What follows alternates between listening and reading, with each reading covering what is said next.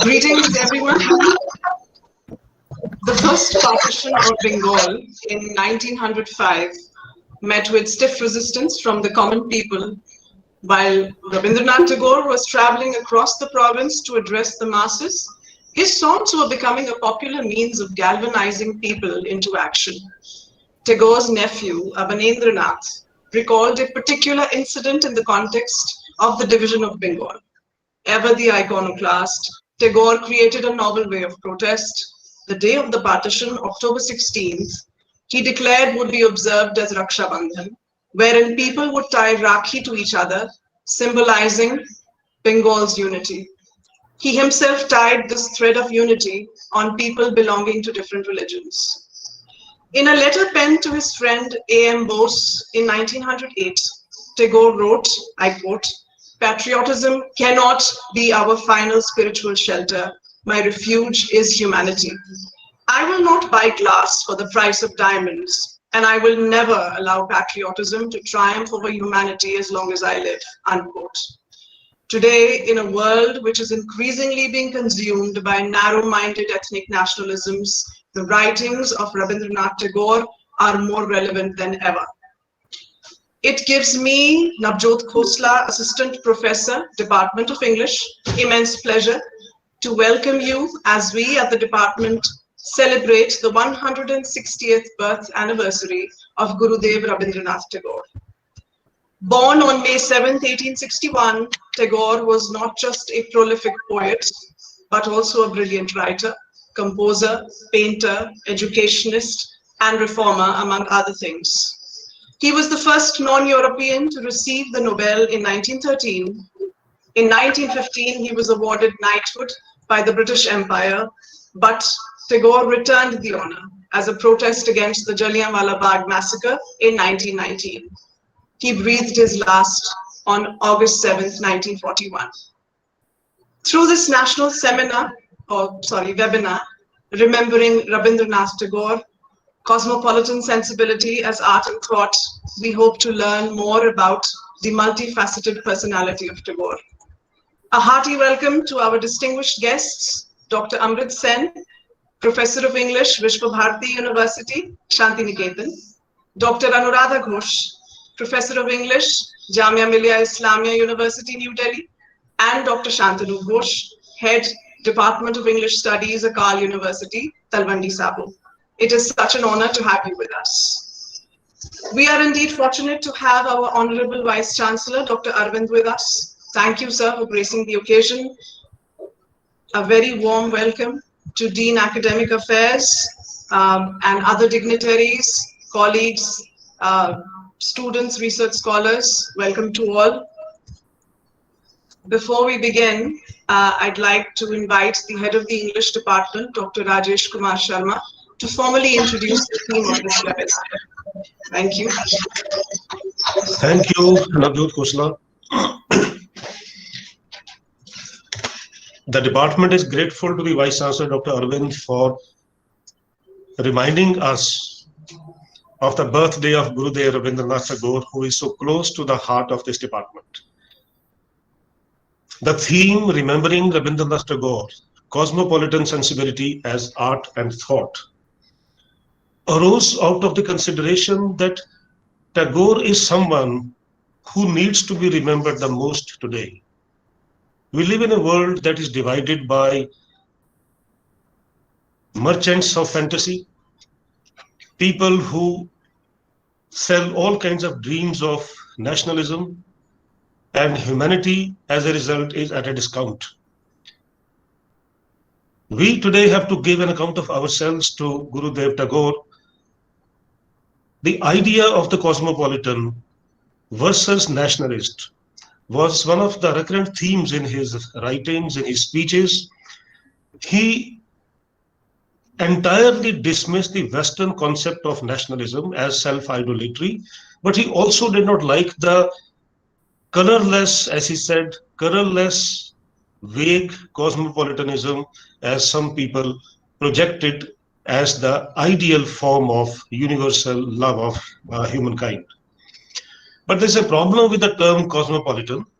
Since we do not have a better term in English, we had to use it. Cosmopolitan has in it an element of the polis, the Greek city state. Whereas Tagore's idea of civilization, when he compared the Western and the Indian, was that the Indian idea of civilization is of a forest dwelling. And we can see that he critiqued the Greek and Roman idea of civilization as built of brick and mortar. Against that, he posited the idea of the forest, the human being living in nature. So we can already see that there is a nascent kind of critique of Anthropocene in his work. Tagore's idea of thought is not thought as reducible to some mental operation. He spoke in a lecture of soul consciousness, and he said that personality is conscious of its inexhaustible abundance. That inexhaustible abundance is what joins me as a person with everything that is. And art for him is an expression of the spirit.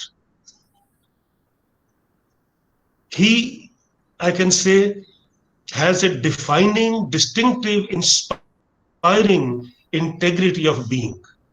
And when we look at his work, be it his paintings or the architecture that he inspired or supervised, the great institution he built, Shanti Niketan, Vishwa Bharati, I have had the pleasure of visiting there so many times, and I'll remind of the Amrit saying that I still have to visit it during Holi and the monsoon, the two seasons when it must be visited. I would say that Tagore's great writing, his great works are, for me at least, an orchestra of being. So thank you very much. Welcome, everybody. Welcome our distinguished guests and the distinguished speakers, other guests, participants, and I particularly welcome the Vice Chancellor, with whom this is our first webinar. I hope we'll soon have seminars also, sir. So Navjot Khosla, over to you again.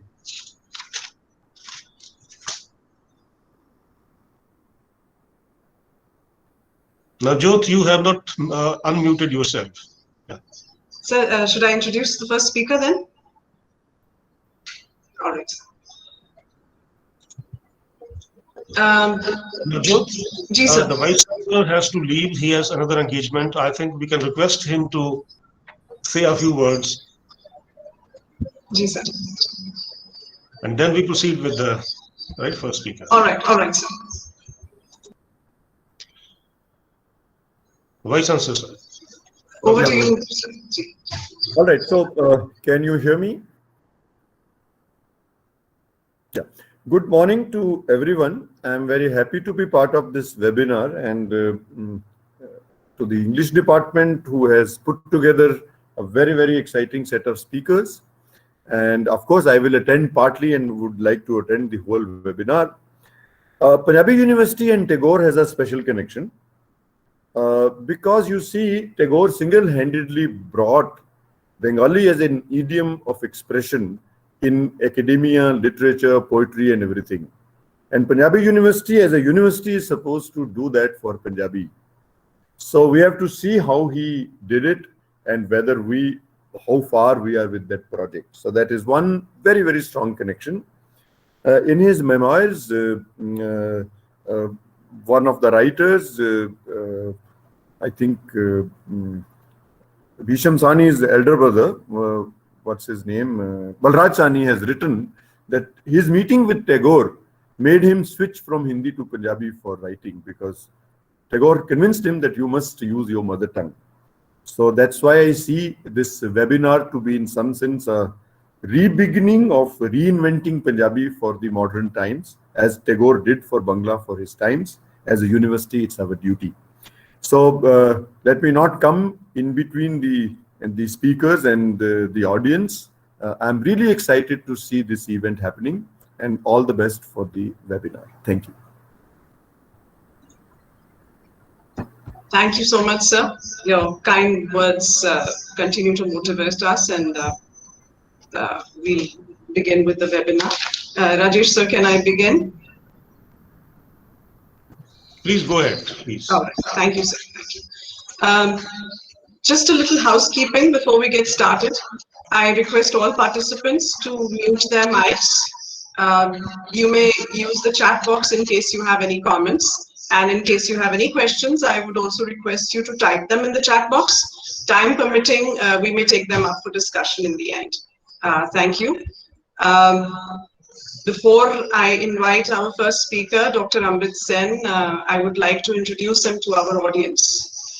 Dr. Amrit Sen is presently professor and former head Department of English at Vishwa Bharati University, Shantiniketan. His interests include 18th century studies, travel writing, Tagore studies, and the history of science. Some of his major publications and edited volumes include Gitanjali, the Centenary Edition, 2012, Rabindranath Tagore and His Circle, 2015, and Basundhara, Rabindranath Tagore and the Environment, 2018. He is joint coordinator of the UGC UKIERI project on the Scotland-India Continuum, Tagore and His Circle. Dr. Sen has been invited to deliver lectures at various national and international universities, including the University of Oxford. He has also delivered the Tagore Memorial Lecture at the Rabindranath Tagore Center under the Mahatma Gandhi Institute at Mauritius. In addition, Professor Amrit Sen is presently officiating as the director of Granth Vibhag, the publication wing of Vishwa Bharati. I request Dr. Sen to make his presentation on the Bard of Bengal. Over to you, sir. Thank you, Madam Khosla, and a very good morning to all of you, ladies and gentlemen. I would like to thank the Department of English, Punjabi University, and especially Professor Rajesh Sharma, who happens to be also the external member of our DRS project on Rabindranath Tagore. And sir, God willing, we shall very soon invite you for the Holi and the monsoon at Shantiniketan. Thank you, sir. Right, and I extend my welcome to all the members of the audience to visit this very beautiful part of Bengal. Now, before I begin, I'd also like to bring before you a first-year student of ours at Shantiniketan, Sharanya Sengupta. Sharanya, if you are here, could you just say hello to everybody? Sharanya is a first-year student of the department and has studied at Patobhavan, Rabindranath School, and is very well adept in Rabindra Sangit. So I thought, an experience of Tagore would not be complete without his music. Hello to everyone. Right. So I'm very grateful that Sharanya promptly agreed to sing 2 songs for us, which will be interspersed with the presentation that I make. And without further ado, therefore, I would like to share my screen and move on further. Right, just give me a moment, please.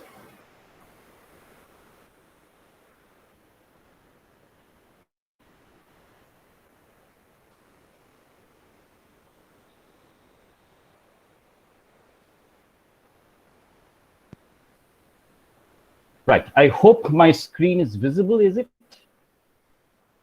Is the PowerPoint visible, sir? Yes, sir, it's visible. It's visible. In case you can enlarge it, that would be even better, but this is okay. Yeah, I'll put it on the slideshow. Right.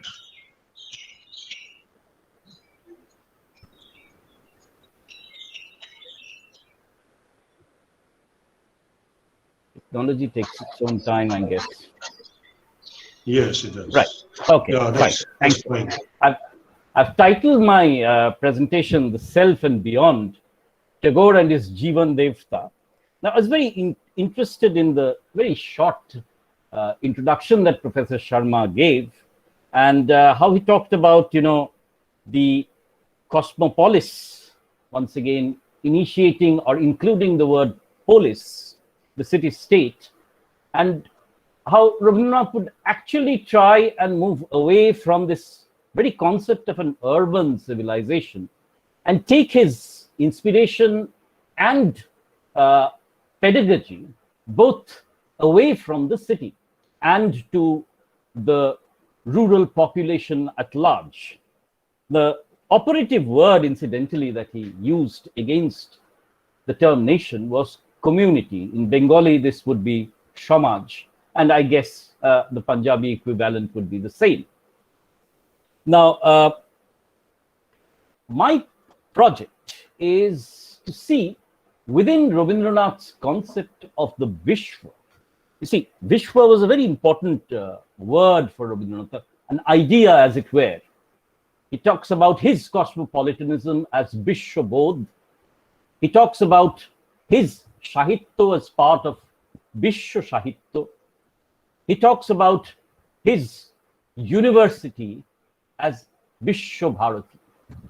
But today I would like to concentrate on the poetics of how this Vishwa is manifested through the individual poet. Therefore, my project here is to look at the way in which the self, beyond the self, and into the infinite is projected through a kind of a median idea of the Jivan Devta in Rabindranath's aesthetics. Now, this project will span across the entire gamut of Rabindranath's works. And although all of you know him as a poet, Rabindranath was also a consummate painter with 2,000 paintings to his credit, more than 2,000 songs which he put to music. And it is these songs that you'll find almost every Bengali across the world humming on different occasions. Rabindranath was also, of course, a very important social reformer and undertook the project of rural reconstruction at Sriniketan, even while we know Rabindranath's Shantiniketan in greater detail. So my project will be to see how this operative aesthetic principle of the interface between the self, beyond the self, and the infinite occurs across these forms, and how Tagore seems to try and create a synergy between them. And it is here that, I'll take Sharanna's help in communicating this to you through the songs. And I'll also look at the political and the gendered dimensions of this cosmopolitanism, which I think many studies have not really focused upon. Now, those are the questions here that I'm trying to answer. What is the operative philosophy? How does the erudite and the folk have an interface in his writings and songs? Because you see, for Tagore, as Martha Nussbaum has pointed out in her very important work on cosmopolitanism, Tagore's work moves through concentric circles. The very local, the regional, the national, the international, all exist within the same self. And therefore, it's very important to understand how Tagore envisaged reaching out to the global through the local. And therefore, this poetics is something which needs very, very careful introspection as to how he creates this interface. And very importantly, given that Rabindranath still remains the creator of two national anthems, the only poet to have done so, then how's the political, the national and the cosmopolitan imagined through these writings? So I have a handful of questions here which I'm trying to sort of think through. Now, for Rabindranath, the operative word that he used, in fact, Rabindranath had very significant objections about words like internationalism and cosmopolitanism. And he used his own equivalent here called Vishwabodh, or world consciousness.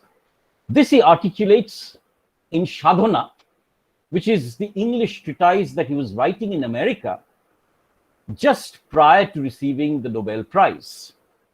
And of course, in the Shantiniketan lectures, which he delivered in the sacrosanct space of Vishwabharati, as it were.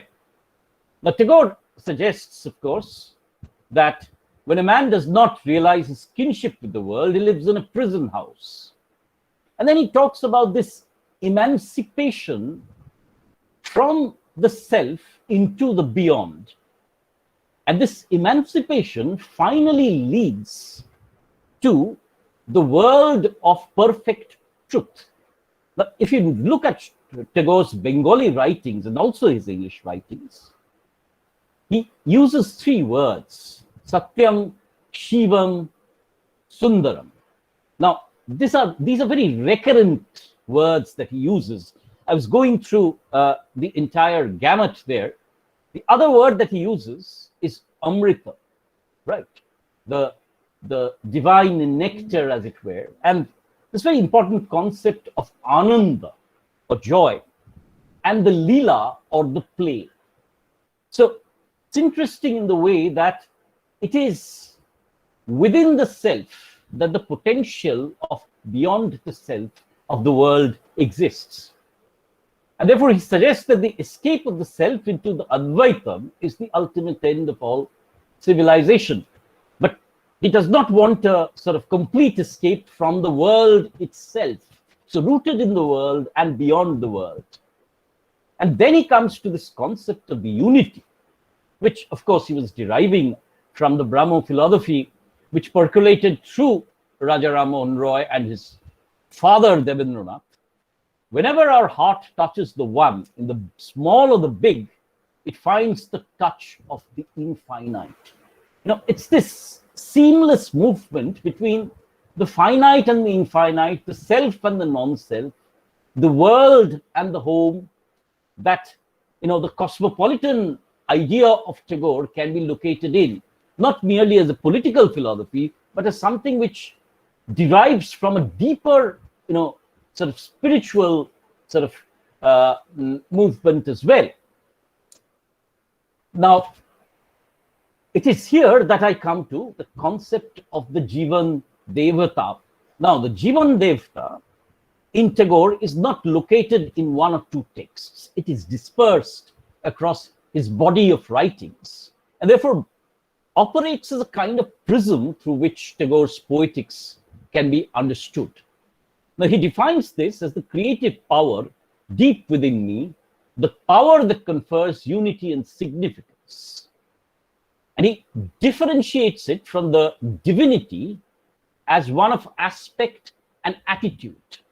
That's very interesting that he distinguishes between two kinds of devatas, as it were. The Vishwa Devata. He talks about the Vishwa Manav also later on, the world man, as it were. Now, when he uses the religion of man, for example, it is the Vishwa Manav and the Vishwa Devata that he's talking about. And that is the God felt in the rise and fall of history. But there's also another prism through which this Vishwa Devata can be approximated, can be sought, and that is through the Jivan Devata, which is uniquely individual to the poet. Now, I bring in the very interesting debate between Tagore and Einstein here. Now, when they met in 1928 and 32, Tagore actually sort of, they had very different perspectives on what is truth. Is truth independent of man? Or is truth a human truth only? Now, Einstein was, of course, of the opinion that truth existed independent of man. But Tagore suggests that there cannot be anything that cannot be subsumed by the human personality. And therefore, all truth was essentially human truth. It's this idea of the two very seminal thinkers of the period about the conception of truth that went into the making of Tagore's Jivan Devta. Now, Rabindranath, of course, talks about the Jivan Devta in a wide sort of range of poems as also. Now, he talks about the Jivan Devta as the Vichitra Rupini, who takes various forms, the light-footed one, the Chanchala Gamini. And he will also talk about the Jivan Devta as, existing within him, whom he can feel, but whom he can never really sort of touch. And that is the Antarvyapini. That's the word that he uses. And the Jivan Devta is also dispersed within the universe, and therefore the conduit between him and the Vishwadevata and the Vishwamanava. Now, it's interesting in the way, and I'll show you through one or two of his paintings, how Tagore considers this concept of the Jivan Devta in terms of a kind of gendered identity, as it were, which taps both into the male and the female parts of his existence. And therefore, the various selves are also, as it were, gendered within Tagore.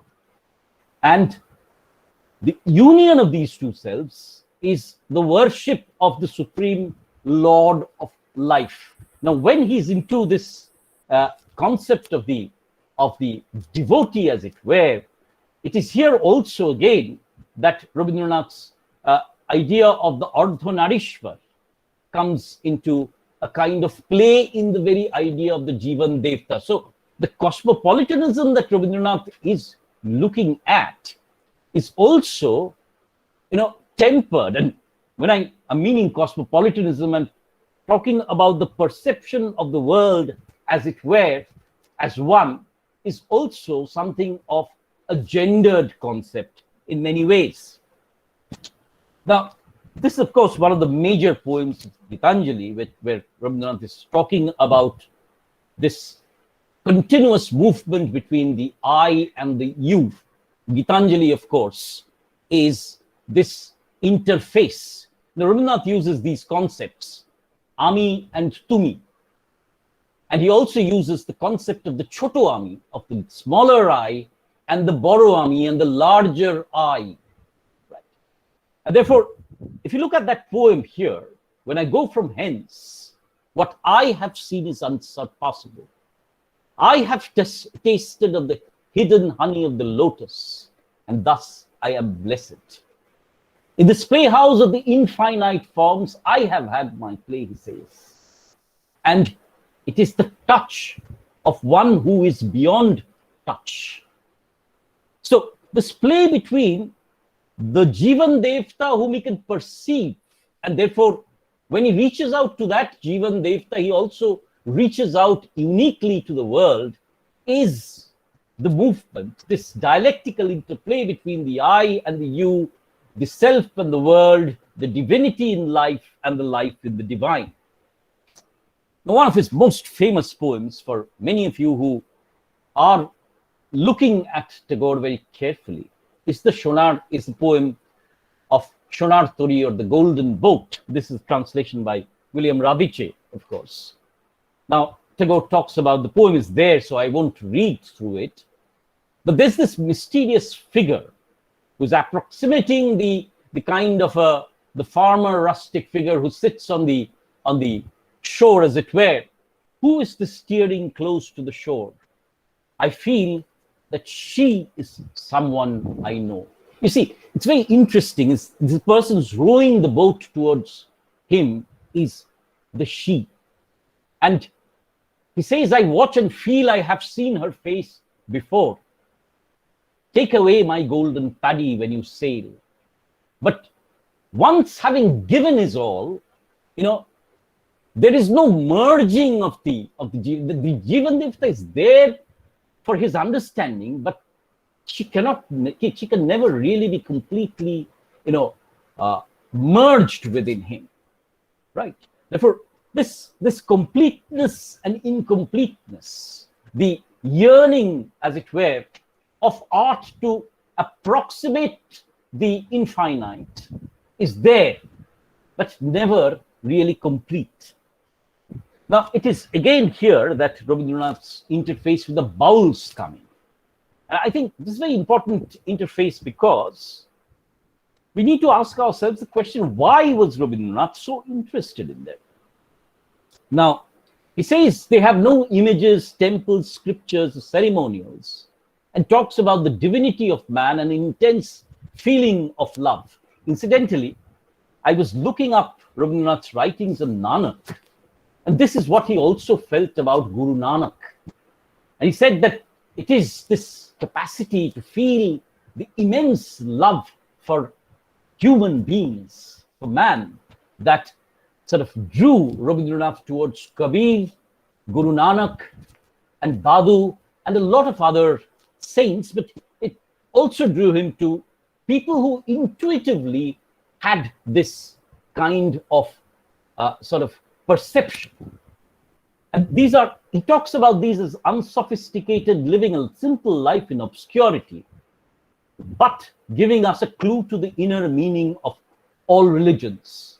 And therefore, as Professor Sharma was pointing out, Tagore did not really believe in not only nationalism, but also in any narrow, restricted religions. He also talked about the interface of religions and the God of a cosmic force and the God of human personalities. Now, this, of course, one of the pictures of the bowl, in case you haven't seen what a bowl would look like. And there are very interesting images that Tagore uses here. The images that he uses is the Moner Manush, the person who resides in my heart. Where am I to find him? The Ochin Diporshi, the neighbor who is within me, whom I can sense, but whom I cannot really, as it were, grasp. And the very important image of the Ochin Pahi. Now, you see, if there is a kind of brotherhood of man, then how does one feel it? How does one feel that? That is a question that the Baul is often asking, because for the Baul, the God is essentially within man, beyond the self, but it is only the perception of the self that can sort of approximate this sense of bonding between man and the universe. And this is where I would like you to listen to one of Rabindranath's Baul songs, as it were. It's a song which in Bangla says, Ami kan pete roi, I long to hear. And he suggests that, he hears this flute playing within his heart, which he longs continuously. And he senses somebody playing this, but he cannot really understand. He can feel his radiance, his presence, but that voice continually comes and goes. So, Sharuna, if you will kindly give us a rendering of the song. I think it's important to understand how the music also functions and tries to yearn into this presence through the absence, or the absent presence, or the present absence, whatever you would call it. Sharuna. So am I audible? Yes, of course. Thank you. আমি কান পেতে রই, আমি কান পেতে রই, ও আমার আপন হৃদয় গহন দ্বারে বারে বারে কান পেতে রই। কোন গোপন বাসে কান্না হাসির গোপন কথা শুনিবারে বারে বারে কান পেতে রই। ভ্রমর শেথা হয় বিভাগে, নিভৃত নীল পদ্ম লাগে রে। ভ্রমর শেথা হয় বিভাগে, নিভৃত নীল পদ্ম লাগে রে। কোন রাতের পাখি গায়ে কাকি, রাতের পাখি গায়ে কাকি, সঙ্গী বিহীন অন্ধকারে বারে বারে কান পেতে রই।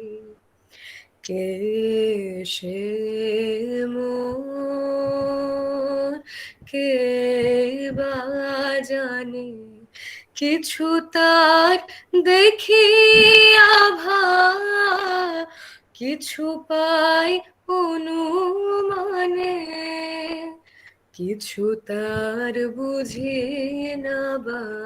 কে সে মোর, কে বা জানে, কিছু তার দেখি আভা, কিছু পাই অনুমানে, কিছু তার বুঝি না বা।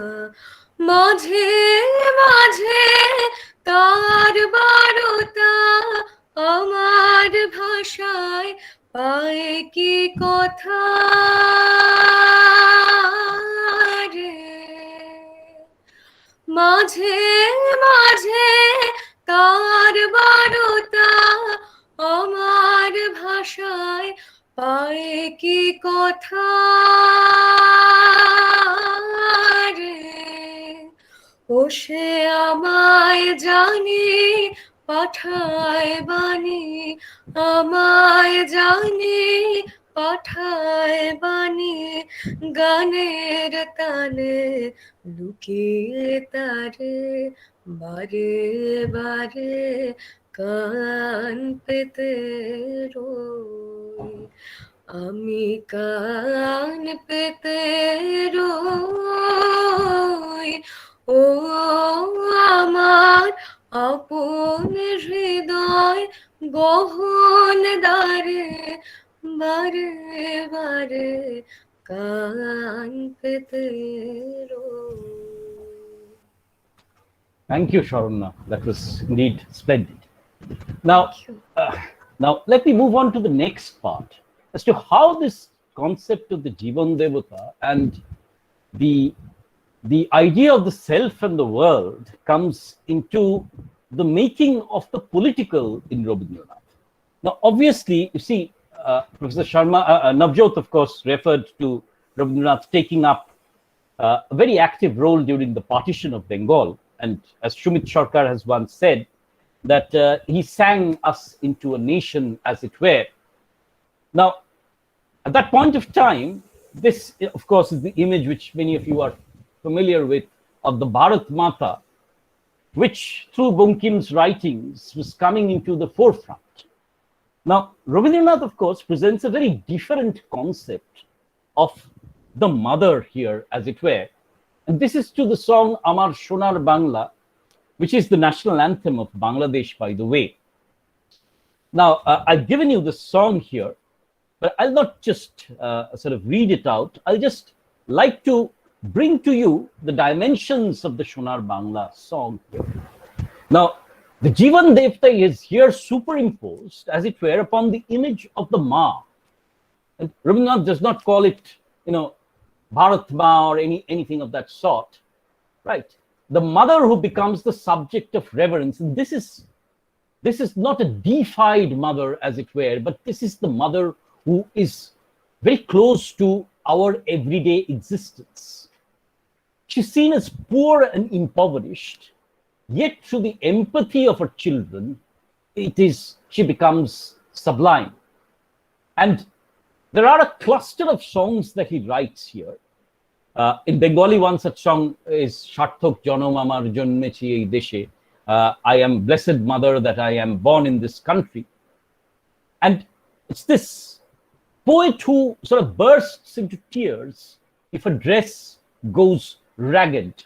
So even while Rabindranath was in continuous movement towards the protest against the partition, he was trying to involve the community, especially the Swadeshi Samaj, the poorer people within the fold. And he recurrently suggested that until and unless we can bring everybody into the fold and sort of erase this difference between the Bhadralok, the gentlemen, and the farmers, as it were, then there's no concept of a community or a nation, as it were. And therefore, now comes the political equivalent of what Rabindranath's cosmopolitan India was all about, or Rabindranath's cosmopolitan vision of India. And Rabindranath locates within India this cosmopolitan vision, as it were.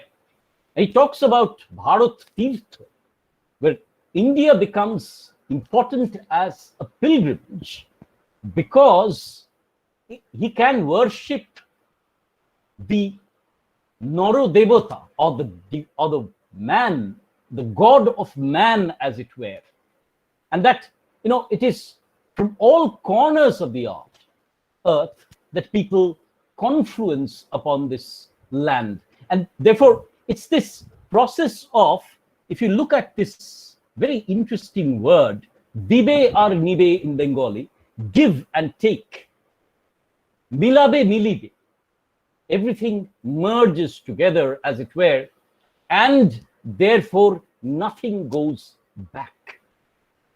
And therefore he talks about India as this land of the Mahamanav, and the kind of a shore of the Mahamanav, Mahamanaver Sagara Tire, as he talks about it. And this is what again becomes that utopian cosmopolitan space that he will later on talk about in his very celebrated poem, Where the Mind is Without Fear, which almost every school child knows. But you see, the context of this, as the love for the local, the love for the mother, the love for this interface of humanity, it is only then that you can go on to proceed to this utopian zone where the mind is without fear, right? So it's very interesting that Rabindranath talks about Indian history as a history of conflict only. And he says, who are the major figures here? And this is very, very interesting. If you read this small essay called Bharatbharsher Itihasher Dhara, which is the progress of Indian history, as it were, Rabindranath talks about who are our figures, who are our signposts of this cosmopolitanism and community. He says Lord Rama, not Lord Rama because he's to be worshipped, but because he drew everybody together, including the subaltern. He talks about Vishwamitra because of his sacrifice. He talks about, very interestingly, King Januk, who drew Sita from the hull and therefore was the king farmer. He talks about Buddha and Mahavira as Rajarshis who brought men together. And this is where India becomes this ideational construct of the cosmopolitan space which he sought to replicate in his university, as it were. Now, I'd like to see how Rabindranath therefore tries to bring this aesthetic equivalent into painting. And I'll take a look at some of his paintings. Rabindranath, of course, started painting when he was 64, remember. And he was acutely feeling that words and languages were also creating barriers. Therefore, how does one, evoke the Jivan Devta in his paintings? And he's talking about the rhythm of the self melting into, as it were, the infinite. This is the the rhythm that he talks about in both his poems, paintings, and his songs. And he starts off with doodling. He scratches off parts of his poems and then creates pictures out of them, shapes out of them. This is probably one of the first images of the Jivan Devta. And you can see the play of light and shade, as you will notice in the later poems, how they merges the shape and the shapelessness, the light and the darkness, the sense of presence as well as absence that Rabindranath brings to this oblong face, which is a recurrent theme once again in his paintings. And as you will find that very often he locates this Jivan Devta once again in the rural hinterlands of Bengal, as it were, rather than within the urban topography. Now, very interestingly, if you look at these paintings again, you will find that Rabindranath was moving away from the dominant schools of painting present at that time in India. And that was, the Indian school of painting, which was being popularized by Rabindranath and Havel. And Rabindranath was trying to create a kind, at Shantiniketan, he was trying to create paintings without borders, as it were. So he's bringing in the European movements of, as it were, Impressionism and Expressionism. He's bringing in elements of the Egyptian art into the etchings that he has on the Kalobari. And he's also bringing in Nandalal Bose and his students to bring in this Santali art into the curriculum of painting at Shantiniketan. So the local and the global, the local and the cosmopolitan of the identities which radiate from one another. So Rabindranath does not see, or rather sees this process in the way that Nussbaum sees it, as a kind of concentric identity, as existing in concentric circles. Now, this is interestingly the kind of play that Rabindranath would do very often with one of the issues of the Vishwabharati News. And look how Tagore sort of changes his own personalities, as it were. And if you look at the other paintings, as it were, and you'll take a look at the left-hand one on your screen, you see the male and the female both existing within his self.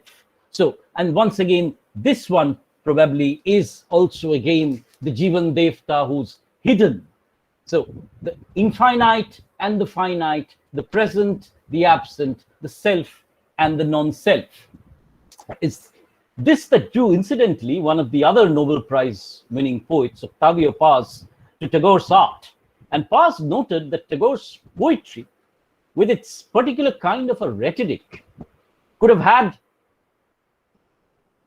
lesser hold, but it is within his paintings that Tagore remains very much contemporary, in the sense that the violence, the fantasy, and the freedom that he talks about, they all percolate down to his paintings, yet there is this hint of the rhythm that operates with the visual form.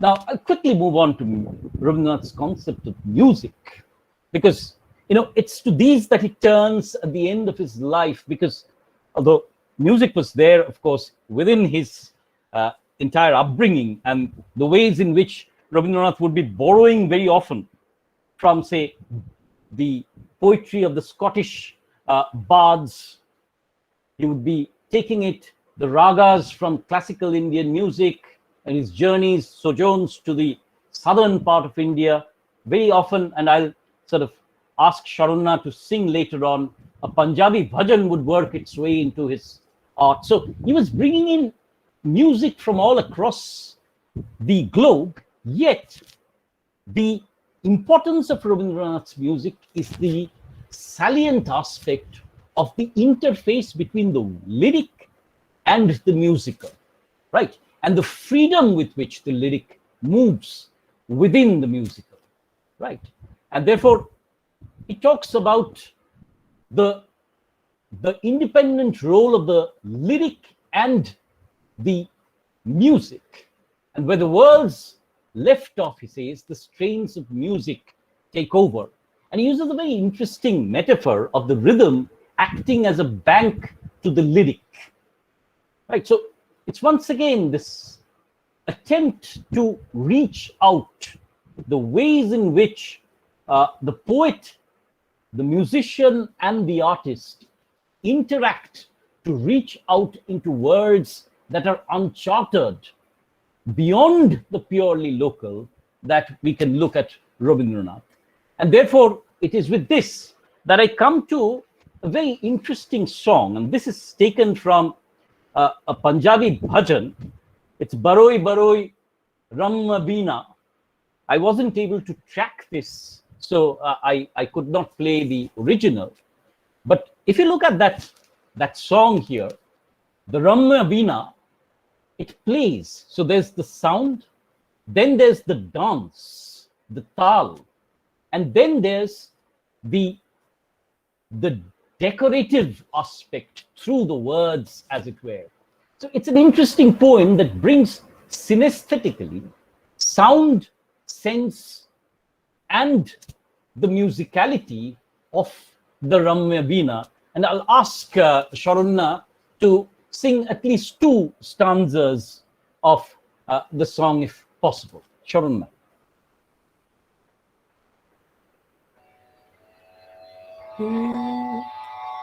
Baje baje Ramma Veena, baje baje baje Ramma Veena, baje Amala কমল মাঝে জ্যোৎস্না রজনী মাঝে অমলা কমল মাঝে জ্যোৎস্না রজনী মাঝে কাজল ঘন মাঝে নিশিয়া ধারো মাঝে কাজল ঘন মাঝে নিশিয়া ধারো মাঝে কুসুম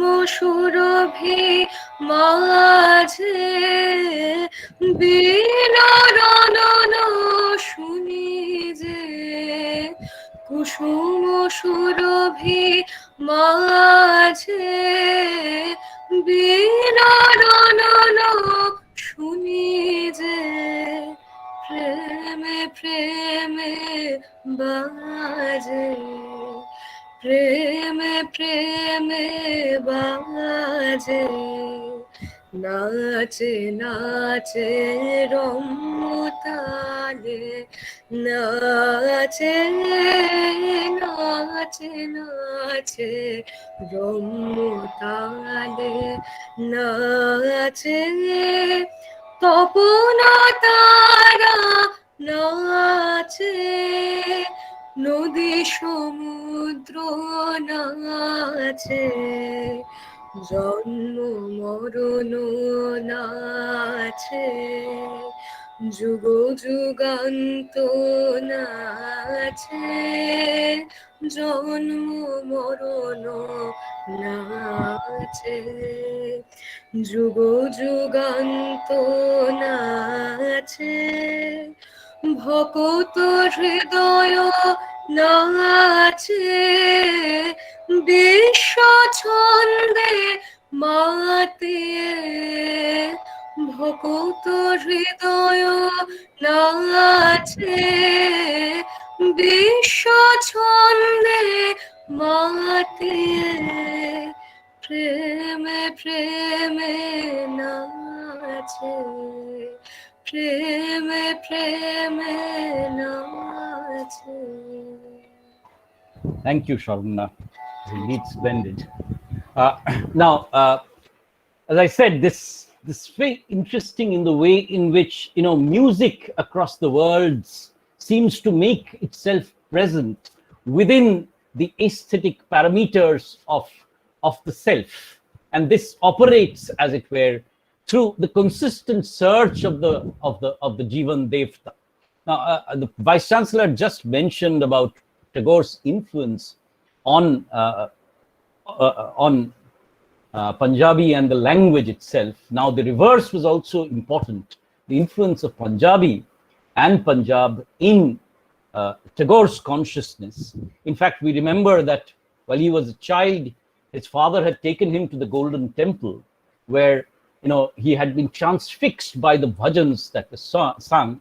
And there are a number of songs which have shadows of the Punjabi bhajans. So a very important research lies there undone if anybody would be interested from Punjab, as it were, to work on it. Now, I have made a number of points here. So let me conclude. I have argued that Jivan Devta remains Tagore's salient aesthetic gateway through which the understanding of the creation of a world or worlds of art remain possible. Rhythm and harmony remain ways in which the world of words interacts with the world of the visual arts. Tagore is at his playful here. Experimentation with folk forms through which the fusion of words and music operates is equally important. And it's very important to understand that Tagore's cosmopolitanism, as it were, is very importantly sort of accommodating the local and the global within itself. And it's important to see how that aesthetics operates. The political here enters into a very complex dialectic with the aesthetic to create images of, I wouldn't use the word nation really, because Rabindranath was, of course, against this category, but rather the samaja or the community. And I guess Rabindranath remains the only global artist to have probed this range of creations and to have attempted to locate the global and the local through such a diversity of forms. Now, my point has been, therefore, to present to my audience in Punjab a Tagore who's not just a poet of the Gitanjali, and unfortunately he's dwindled into that role in many ways, in part of history books only. But Tagore remains a very vibrant poet, thinker, reformer, painter, who is, through his art, trying to come to terms with how an individual can make sense of both the world around him and the world at large, and the world, if it exists, beyond this world. So it is in this, complex play and creative aesthetics that I locate Rabindranath's ideas of the Jivan Devta. It's been slightly long and rambling, but I guess Sharonna must have enlivened up the places within the lecture. Thank you very much for listening, and I hope we'll have questions later.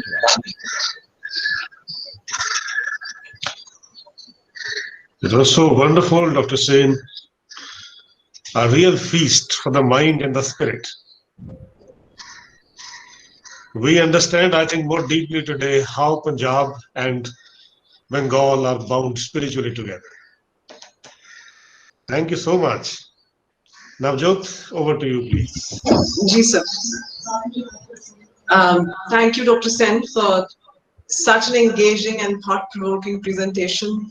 Thank you for facilitating us to a better understanding of Jivan Devta. It has helped us grasp the nuances of Tagore's creativity as a spiritual process. And a very, very special thank you to dear Sharanya Sen Gupta for mesmerizing us with her voice. I can see a lot of compliments rather, I would say.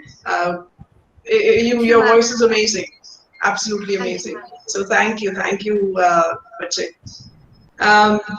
Moving on to the next speaker, allow me to introduce you to the next speaker, that is Dr. Anuradha Ghosh.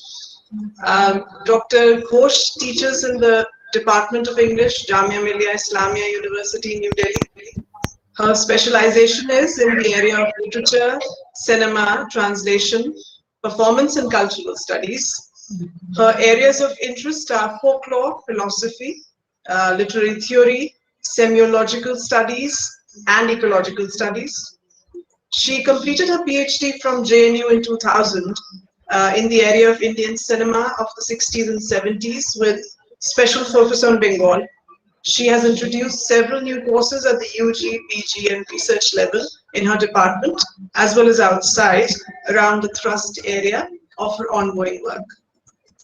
Some of her co-edited books are Politics of Imperialism and Counter-Strategies, 2004, Filming Fiction, Ray, Tagore, and Premchand, 2012, and Premchand on National Language, Rashtrabhasha, 2019. I invite Dr. Anuradha Ghosh to make her presentation now. Over to you, ma'am. Thank you. Thank you, Navjot. First, a big thank you to Dr. Rajesh Sharma for having me over in this webinar, remembering Rabindranath Tagore and his cosmopolitanism and its impact in the area of art, literature, and ideas. I would also like to, pay my respects to the Vice Chancellor, Dr. Arvind, who has taken out time to be present in this webinar. And with that, I'd like to begin by saying that Tagore's cosmopolitanism is a rooted kind of cosmopolitanism. And when we are looking at Tagore's cosmopolitanism, it bears well to compare and contrast what the nature of the idea of cosmopolitanism is in, say, Rishi Aurobindo or even in a Gandhi. So what were these modernist thinkers, the nation builders, on the eve of us coming into independent nations, fractured independence that we all had, which divided this subcontinent, creating veritable bloodbaths, which we all are aware of. So why this rooted cosmopolitanism became a kind of threat, and why is it narrow nationalism,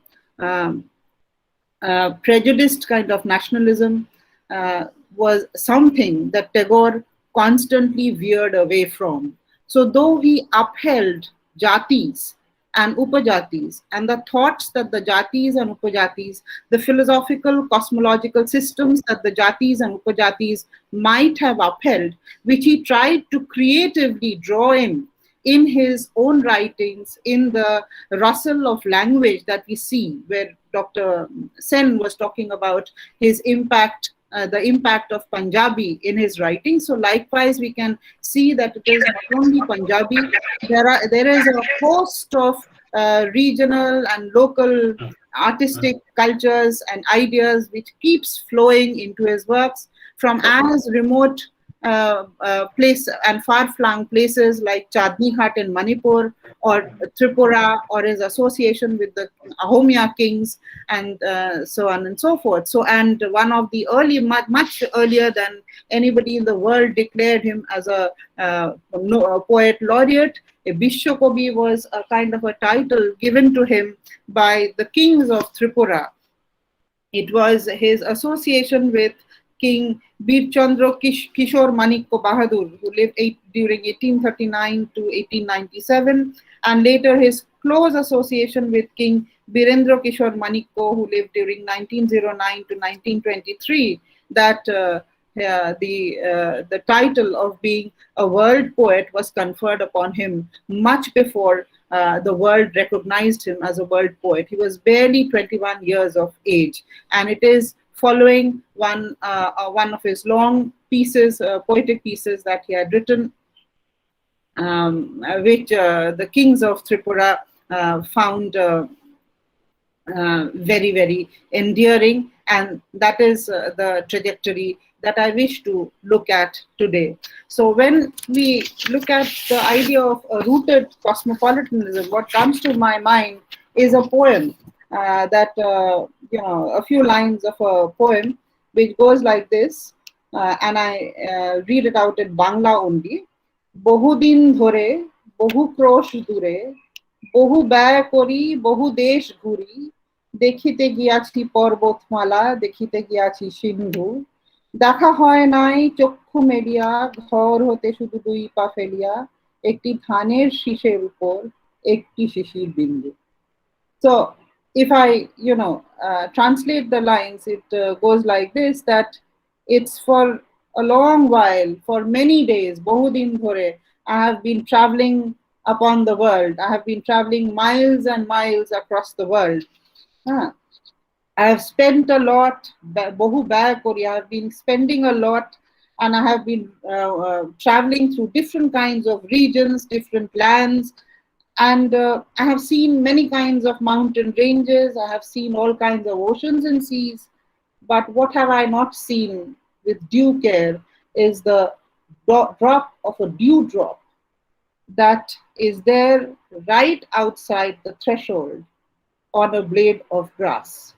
Now this evanescent, transient kind of image of the dewdrop, which is capable of trapping the light of the sun, which is capable of breaking the light of the sun into its component colors, creating a veritable rainbow, is the wonder that he draws our attention to. So it is not only his association with the local and the global, it is not that makes him what he is, but the minute details with which he looks at around the world that makes his philosophy, makes his works so very endearing to us in our moments of crisis. So the notion of critical consciousness, which I had titled my paper as Tagore and Critical Consciousness. So this notion of critical consciousness owes its lineage to the Polofrerian discourse on pedagogy that aims at achieving an in-depth understanding of the world, allowing for the perception and exposure of social and political contradictions. One can engage with the writings of Tagore in a similar light, as his purpose too was to instill critical consciousness in his readers, inspiring them to challenge received notions of both tradition and modernity and take action against the oppressive elements in one's life that are illuminated by that understanding. In the book Radical Rabindranath, Nation, Family and Gender in Tagore's Fiction and Films, published in 2013, Sanjukta Dasgupta, Sudeshna Chakravarti and Mary Matthew argue that what one needs to discern in his writings is the presence of an exemplary and extraordinarily liberated and inclusive spirit that warrants recognition, exploration and critique, identifying the moments of his overt and covert nonconformism, his vacillations, his conservative reactions, his subjective conflictual self, and his unequivocal overtures. Though much has been written about the genius and brilliance of Tagore, and a concerted attempt has been made to foreground him as a transcendent visionary and a poet-philosopher, a champion of Upanishadic Brahmanism and allied trends, what one notices in his work is an unmistakable critical spirit that aims to redefine and reconceptualize notions like tradition, culture, civilization, modernity, nationalism, internationalism, religion, soul consciousness, world consciousness, benevolence, and a host of allied ideas that deal with the secular and the mundane, with the micropolitics of daily living, alongside the abstract and the metaphysical concerns of the times. His fictional as well as his non-fictional writings reiterate his deep engagement with both the mundane and the metaphysical, the absolute and the concrete, the empirical and the ontological, all of which give ample proof of his astonishing contemporaneity as well as rooted as well as his rootedness to the spatio-temporal dynamics of his times. Now, in this presentation, I wish to share with you my reading of the novel Rajorshi, which was published in 1887, which adapted into a play as Bishorjon in 1923, in which the poet himself had acted, and then it was later translated into English as Sacrifice in 1917.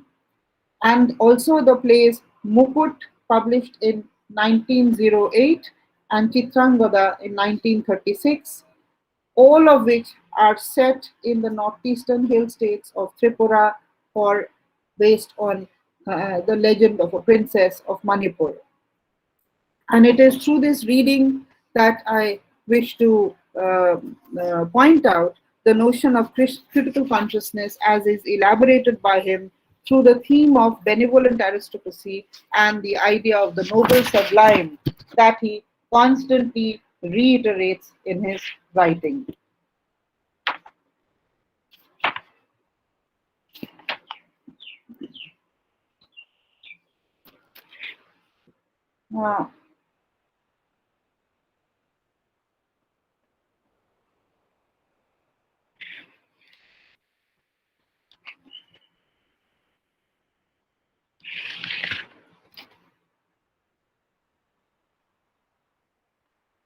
And now,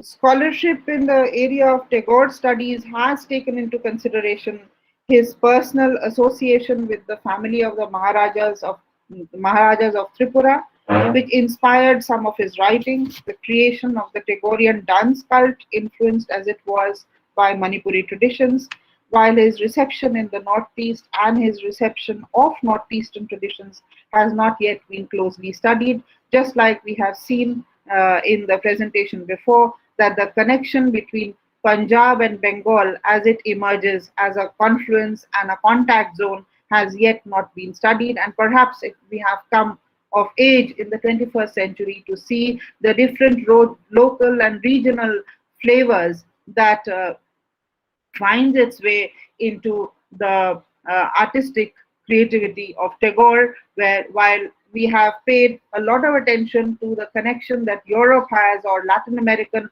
influences have in shaping Tagore, we have hardly explored the regional influences of this subcontinent that shaped Tagore as well, apart from looking into the figures of Lalan Shai and Tagore parallelly, or maybe Kabir and Tagore parallelly, but these contact zones which helped build an intellectual of which to which we owe our lineage, and we find him quite significant in our times. We need to engage further with these kind of contact zones that has evolved and made the personality of Tagore evolve as well.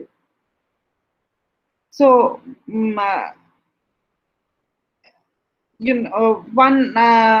the backdrop against which the novel Rajorshi, the play Bishorjon and Sacrifice, as well as Mukut and Chitrangada needs to be laid out briefly. And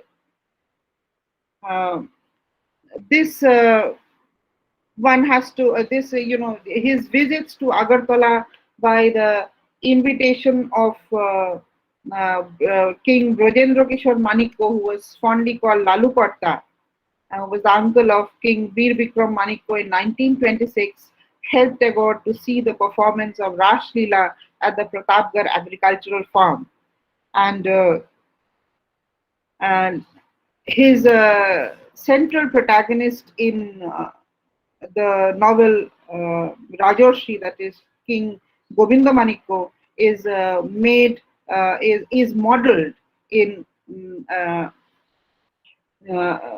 modeled on one of the 15th century kings of Tripura, to which he was trying to pay a tribute.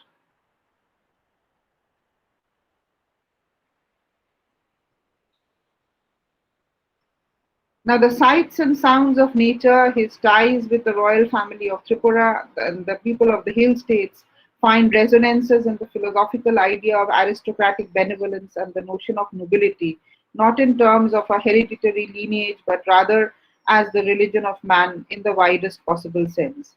It is this that inspires the characterization of King Govindamaniko in terms of the Mahamanov or the great man that he chooses to sing for, welcoming the dawns of enlightened humanitarianism that has the potential to play with an infinite continuum of spaces imbued with values that aim at liberating the best in man. Best in man. Now, if we look into the thematic configurations of these texts, then we see that there are certain intertextual and intertextual linkages which we need to lay bare. So, the first thematic cluster is woven around the idea of ritual sacrifice in terms of a critique of orthodox Shakto Hinduism. The second is woven around the concept of sublime nobility and benevolent aristocracy within the heroic tradition. The third on the idea of simplicity and innocence, where the dialectics of nature and nurture challenge received notions of blind faith in terms of traditional wisdom, thereby championing finally the religion of man.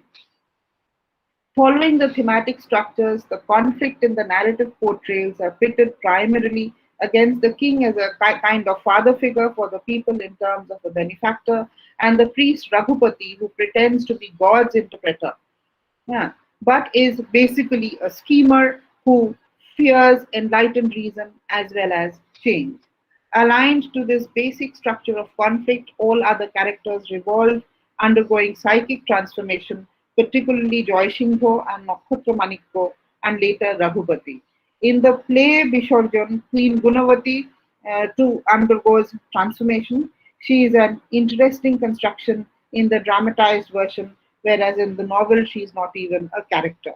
Now, suffice it to say that the compulsions of writing a play and the span of performance in which the whole idea, the whole theme has to be compressed, demands a different kind of narrative treatment vis-a-vis the span of time and the space that one has in a novel, for instance. Okay, so the theme of ritual sacrifice is the first theme that I have delineated, and in both the novel and the play, it centers center on the theme of ritual, metaphor of ritual sacrifice. Now, horrified by the trailing streams of blood at the Kali temple at Kali Ghat in Kolkata, where Jora Patha Boli is a common practice. Jora Patha Boli is Patha is a lamb, so it is customary to slaughter a pair of lambs for the blood sacrifice to appease the mother goddess Kali. So this Jora Patha Boli is something which families would come and do, and there is this stream of blood that Tagore had witnessed, and he found it very revolting, and he reacted against it. So the poet hits upon the novel beginning of the narrative, where his voice is articulated through a child's point of view, abhorring such customs. So there is this little girl, Hashi, which means laughter in Bangla, and her brother Tata brings King Govindamaniko to realize that the slaughter of 101 buffaloes in the altar of goddess Bhubaneshwari, another aspect of Kali, is a meaningless Hindu practice. Now, this Hindu practice of slaughtering 101 buffaloes in the Tripureshwari temple is something that he criticizes, and which the kings of Tripura had called a halt to after a point of time. So the terror in the eyes of these two orphaned children, their innocent query, why so much blood, reverberates in the mind of the kind-hearted king. Following the incident on the temple premises on the banks of the river Gomti, Hashi is afflicted by a strange fever, and despite all efforts by the royal doctor, she breathes her last in a delirium, repeating only one question: why so much blood? Why so much blood?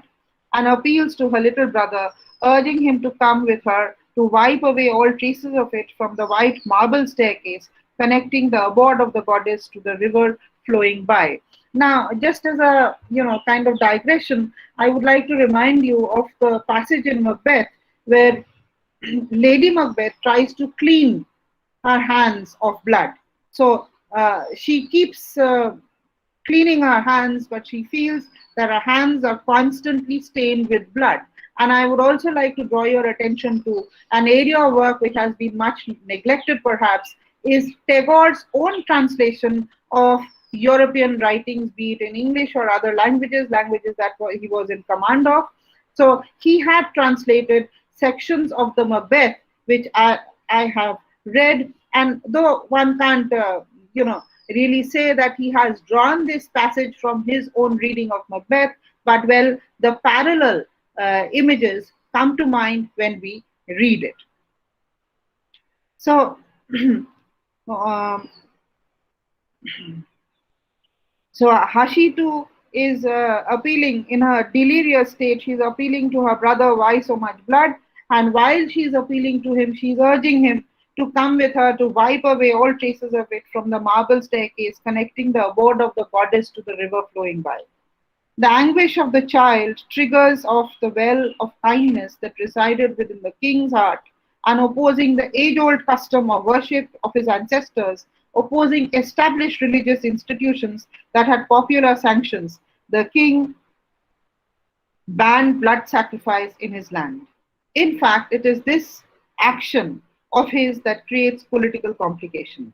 His brother Nakhotra Manikko, envious of his role as king, connives with the royal priest Raghupati to kill the king, as the priest feigned a divine command that he had received in a dream. Raghupati, constructed as an embodiment of Hindu orthodoxy, rigid, unrelenting, and cruel, uses the sense of rivalry of the younger brother, who is weak enough not to execute, however, the so-called divine diktat. Govinda Manikko, however, on learning the designs of the priest, is wise enough to forestall his brother from committing the dual sin of regicide and spilling the blood of one's own king, leaves the kingdom in his hands, saying, and I quote, "Why would you kill me, brother? For the sake of this kingdom? Do you think that the golden throne, the crown of diamonds, and the royal parasol, the scepter is what symbolizes royal power? Do you know how burdensome this crown, this royal parasol, this execution of justice is? This crown of diamonds has concealed the anxieties of 100,000 people. If you desire the kingdom, then be prepared to accept as your own the sorrows of several hundreds. Learn to accept as your own the difficulties and hardships of the people. Recognize their poverty as a burden that you must shoulder. He alone is the king who has learned to bear, no matter whether he resides in a palace or in a thatched hut. He alone is the king who has been able to conquer the sorrows of the world. The one who sucks the blood and wealth of the world is a plunderer. The curse of the hapless cannot be countered by any power whatsoever. By killing, one cannot become a king. It is by charming the world alone that one is declared a king. This translation is mine. Okay, so what do you see that Macbeth's act of usurping the throne by killing a figure, a father-like figure in Duncan, is quite contrary to the idea that Govinda Manikko espouses. He prevents his brother from committing fratricide as well as regicide by giving up the throne on his own and trying to instill in him patiently a kind of advice, the kind of wisdom that he needed to have, that by usurping the throne, by having the parasol, by having a crown on your head, you do not become king. And this is what makes him Rajorshi or Raj Rishi. It's a compound word, Raja plus Rishi, which gives the word Rajorshi. Or we can also think of the concept of the philosopher king that Plato has in his ideas, but well, we have only echoes or resonances of these ideas which influence Tagore's imaginaire, but it is totally reworked in his treatment of the idea of benevolent nobility. Now, the narrative comes to a full circle through a series of challenges that King Govinda Manikko encounters. It is through these hurdles that he is able to prove the nobility of his soul, and it is the path of renunciation rather than acquisition that makes him king, that is able to make opposites meet, and even his sworn enemies like Raghupati, the royal priest, the fugitive Nawab Shah Shuja accept his greatness as an individual. It is the moral propensity and a humane attitude that constitutes his role as an individual of unique stature, and it is this symbolic reworking of the idea of the king, not on material physical terms, but rather spiritual terms, that imbues Tagore's understanding of the sublime, capable of awakening critical consciousness and thereby influencing change. Now, likewise, in the text of Rakta Korobi or Red Oleanders, you have in the character of Nandini, who sings of freedom, and she constantly announces the arrival of Ranjan. But when Ranjan comes, Ranjan is not found alive. The king, who had been trapped in his own darkness, is able to cross the threshold, and by the end of the play, he holds Nandini's hand to look for Ranjan together.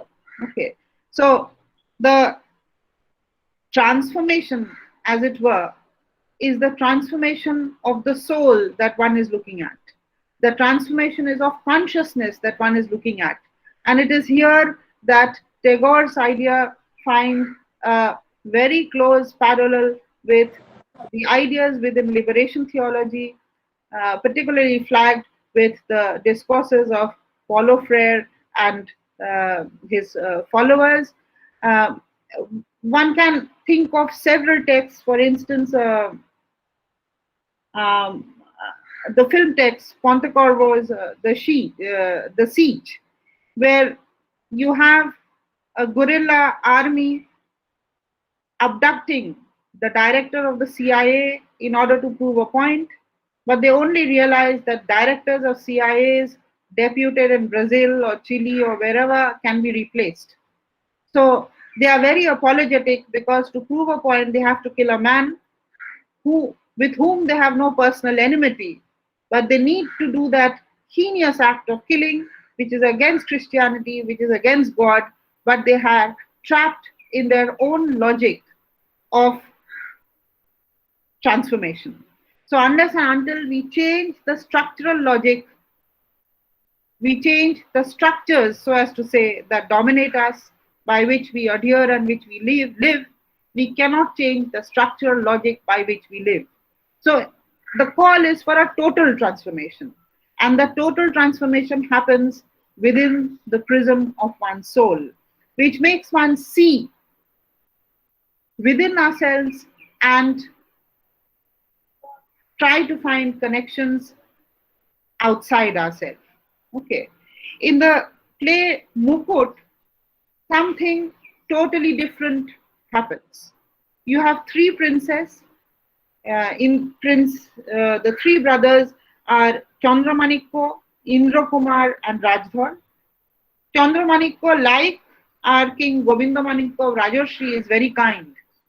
Okay, is very kind, is used to pardoning the excesses of youngsters. Rajdhar, the youngest son, the youngest prince, is jealous like Nakshatra and he wants to become king. But the one who wants to become king and the one who is ready to give up kingship at the first instance, because for him family matters should remain within the family and not fit to rule.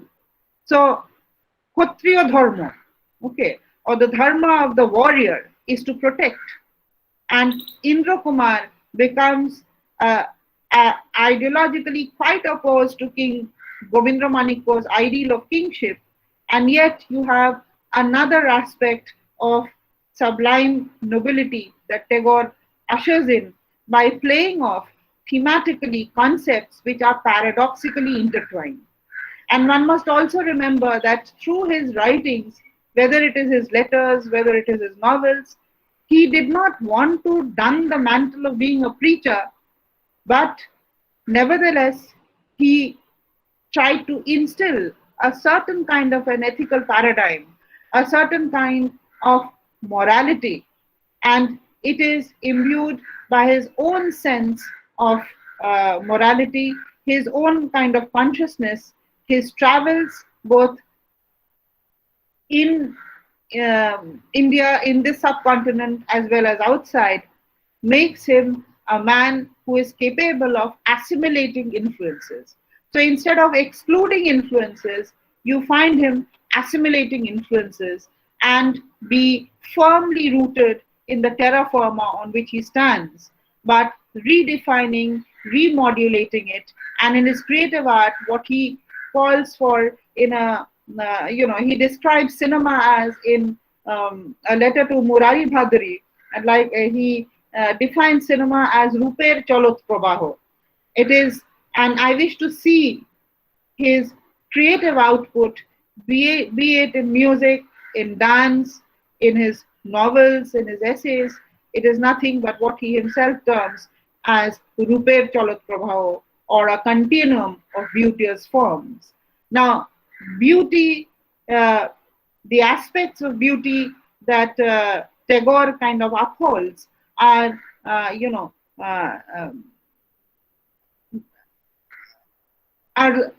those that are capable of transforming us altogether. So,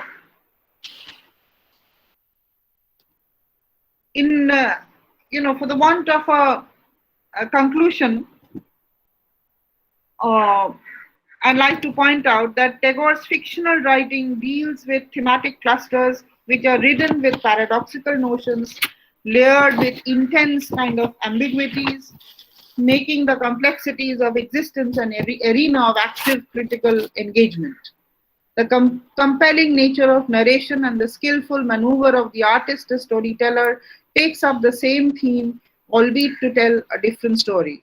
It is this rich interplay of history, text, and context that makes his writings a network of intertextual and intratextual relationships whose open-endedness ushers in the possibility of inculcating critical consciousness, which in turn inspires us to think in the third frame, in an obtuse mode altogether, pushing us away from the binary fix even in the 21st century. Thank you.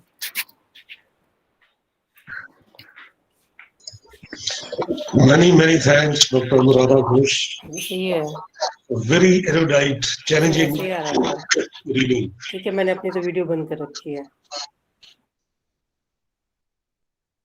Thank you, Dr. Rajesh.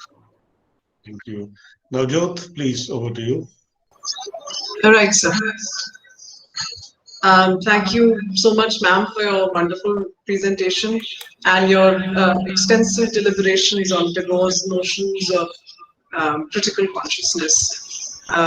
Your presentation shed light on the nature of cosmopolitanism within the purview of Tagore's social and political thought. So thank you very much, ma'am. And now I have the pleasure of introducing our final speaker, Dr. Shantanu Ghosh. Dr. Ghosh did his PhD in linguistics in 2006 from JNU with specialization in neuroimaging.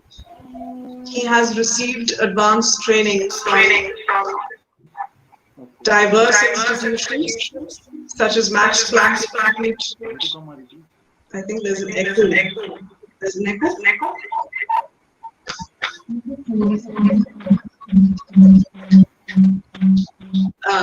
Sorry. Max Planck Institute for Psycholinguistics in the Netherlands. International Center for Theoretical Physics at Trieste. Excuse me, just ask Anita Arora to mute. Right. Right. Madam Anita Arora, could you please mute your mic? Thank you. I'll begin again. Dr. Shantanu Ghosh did his PhD in linguistics 2006 from JNU with specialization in neuroimaging. He has received advanced training from diverse institutions such as Max Planck Institute for Psycholinguistics, the Netherlands, International Center for Theoretical Physics at Trieste, Italy, and Harvard University in the US. He has previously taught at IIT Delhi and was a fellow at Massachusetts General Hospital, Harvard Medical School. Currently, he is head of the Department of English Studies at Cal University and a professor of linguistics and cognitive science, where he heads the laboratory of psychoacoustics and neural dynamics. He has academic and research interests in speech processing and auditory cognitive neuroscience of language. He is also keenly interested in the study of the ethics of education. I request Dr. Shantanu Ghosh to share his views on Tagore. Over to you, sir. Thank you. Thank you. I hope you can hear me. Is that okay? Yeah. So at the very beginning, I thank Professor Rajesh Sharma for giving me the opportunity to share my thoughts on a very, very, endearing topic of mine about Tagore and humanism. So I will try to restrict myself in the next few minutes, among the other lots of topics that could be possible, to this factor only. I know that covering Tagore is a very, very tough job for anybody who comes after that. In fact, I'm humbled that I have this platform with such erudite speakers who have really set a benchmark for the high standards. And I consider myself lucky and overwhelmed with gratitude about this offer by Professor Sharma. So with a very good afternoon to all of you, I begin my my thoughts about how it feels to be thinking about humanism and Tagore on his 160th birthday. Now, as a Bengali, we're taught from our childhood about the greatness of Tagore, but it is not until you have really reflected upon what he says, what he speaks, what he stands for, and what tremendous creativity that he has had over several different fields of expressing artistic notions, that it comes about to try and it rests inside you. So the idea or the faith that makes a man what exactly himself is, or what it means to be an idealist or agnostic or materialist, is something that will come back again and again the more you reflect upon the variety of his and the diversity of his topics. But one thing that keeps on revisiting us in all throughout his writings, throughout his poems, throughout his songs, throughout the music that he referred to in terms of its rhythm and the paintings, and even through the different kinds of novels and plays that he had written, border on the sublime. So it is the sublimity of introspection that kind of reflected in his personal life and social philosophy that gives us what Rabindranath Tagore is actually is. And that too is not about scratching the surface. In fact, he has so far been studied from various different diverse angles, but his religious ideas and philosophies, his introspection into his own self, and the divine realization that he has cannot be understood fully unless we judge it through a process of his evolution. Now, a lot of it comes from his personal engagement with his personal life, with his forays into religiosity, and we are well aware of the fact that he, at the beginning stages of his youth, he was very fascinated by and a follower of Ram Mohan Roy's Adi Brahmo Samaj, and he passed through a very syncretic faith in both religion and mysticism. which eventually kind of came to be called what Sukanta Chaudhary calls the religion of man, Manusher Dharma. So he could realize the futility of the customs and the practices that Professor Anuradha was referring to, about the futility of these cruel practices, and the syncretic fate that he could dream of, his utopian idea about into that level of consciousness that he wants to evoke his countrymen to realize. So it could be compared to what may be known as the eternal religion of the heart, the Shashwata Dharma. So that bears a greater truth than any society, and in this respect, it is the human element and humanity as a moral standard, and the spiritual significance of humanism comes to the fore. Now, God, according to him, or the Creator, is not to be sought in the temples or mosques or churches or the places of worship, or even other places, but in humanity itself. So what when we find in as a concept in his Vedantic past of this great civilization is what he constantly tried to impress upon his colleagues and his through his writings. This concept of divinity in man is nothing but an idea of the popular idea of Nara-Narayan. So Narayan is Vishnu and Nar is the human. So the human as an incarnation of Vishnu is what he is talking about.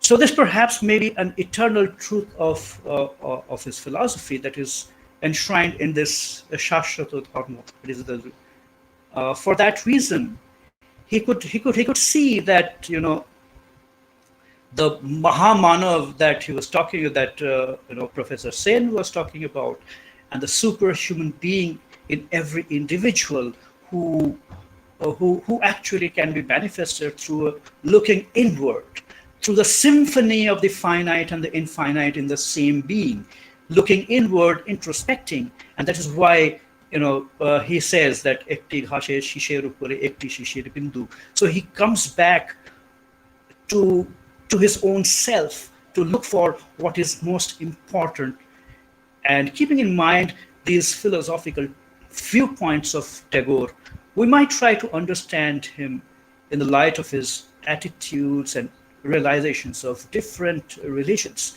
that he is exposed to. Now, a majority of the Eastern scholars were at that point in time when he was living, were a little reluctant to to establish or even look into the merits of religion like Islam. Rabindranath Tagore, being one of the brightest poets and stars of the galaxies of writers and thinkers at that point of time, he made a serious study of Islam, and he was very much influenced by the Sufi poet Rumi and Hafiz. And in fact, it is at the end when he visits Shiraz later in his life that he comes to fully understand the extraordinary consciousness of the inner meanings of the Sufi literature that awakens in him a kind of a self-consciousness that's kind of reflected in his poetry and other means of expression. Now, he was gradually being embedded with this ideology of Islam. But unfortunately, at the later part of his life, he did not foray too much into this ideology. So we have lost a kind of a dimension of what Islam and its syncretic culture through the establishment of that kind of a syncretic culture in Bengal that was coming to about, what he could perceive as an extension of the Narayan is something what is missing in his later writings. In fact, his grandfather Darokanath Tagore and even his father Devendranath they were all well versed in Arabic and Persian literature, and all of them kind of worshipped that one God principle that is coming from the Brahma, and which is reflected in the true religious tradition of the other great religions of the world. Now, if one is to think about the philosophical value of this, it translated into, or rather it culminated into his Gitanjali. It appeared that the real objective of the poet was to stimulate and guide men from all reaches of the planet in search of the ultimate truth and the oneness of God, Ekamevadityam. So there's a popular story that goes that Tagore's father Devendranath used to recite these verses of the Holy Quran very often, and he got acquainted with a great poet of Persia called Hafiz, and Tagore himself admitted that he was intoxicated by Hafiz's verses.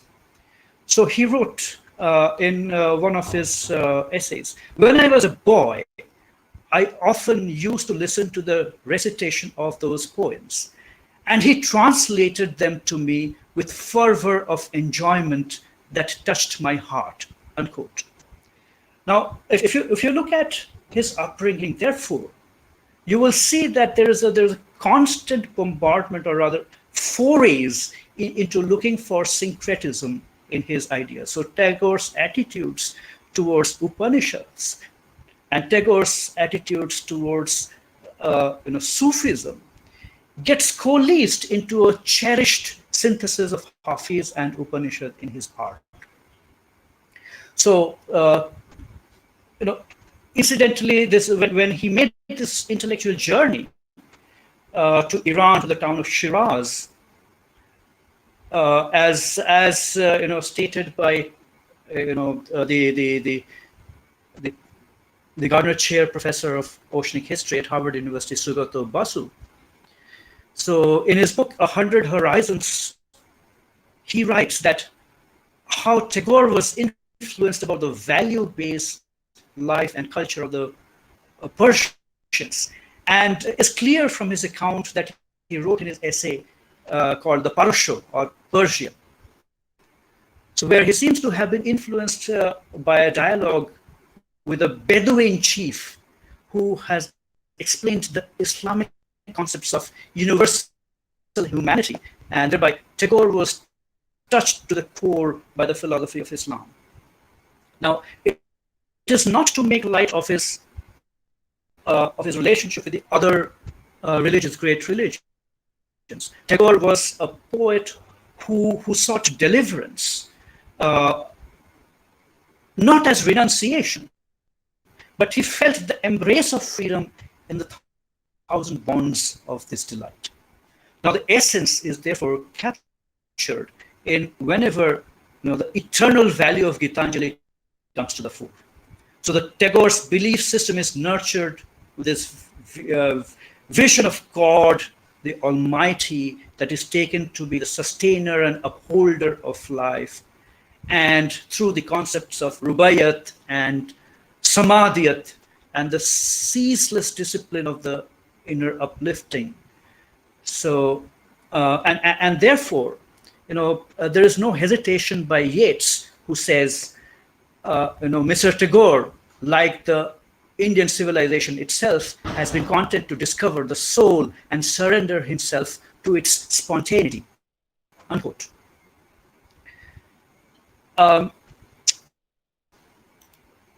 Moving on, it was quite early that he realized that India, at that point of time, was in the midst of a new birthing. So he was fully aware that the previous fragmentation of modern man and what its disexpression of the human wholeness was, like this fragmentation was contrary to the national culture that we lived in.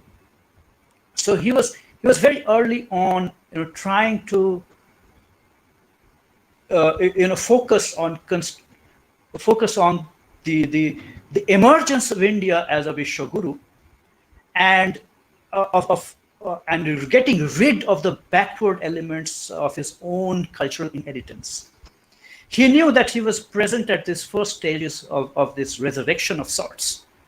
A whole nation of people, 33 crores, of whom he dedicated his national anthem of India, Jana Gana Mana. So the Jana, the Gun, and he knew that he was taking it as his own art, as a form of responsibility from which he must never swerve. Now, he always sought for the essentiality of the human aspects of this thought and feelings of that tradition, and therefore, it is it's kind of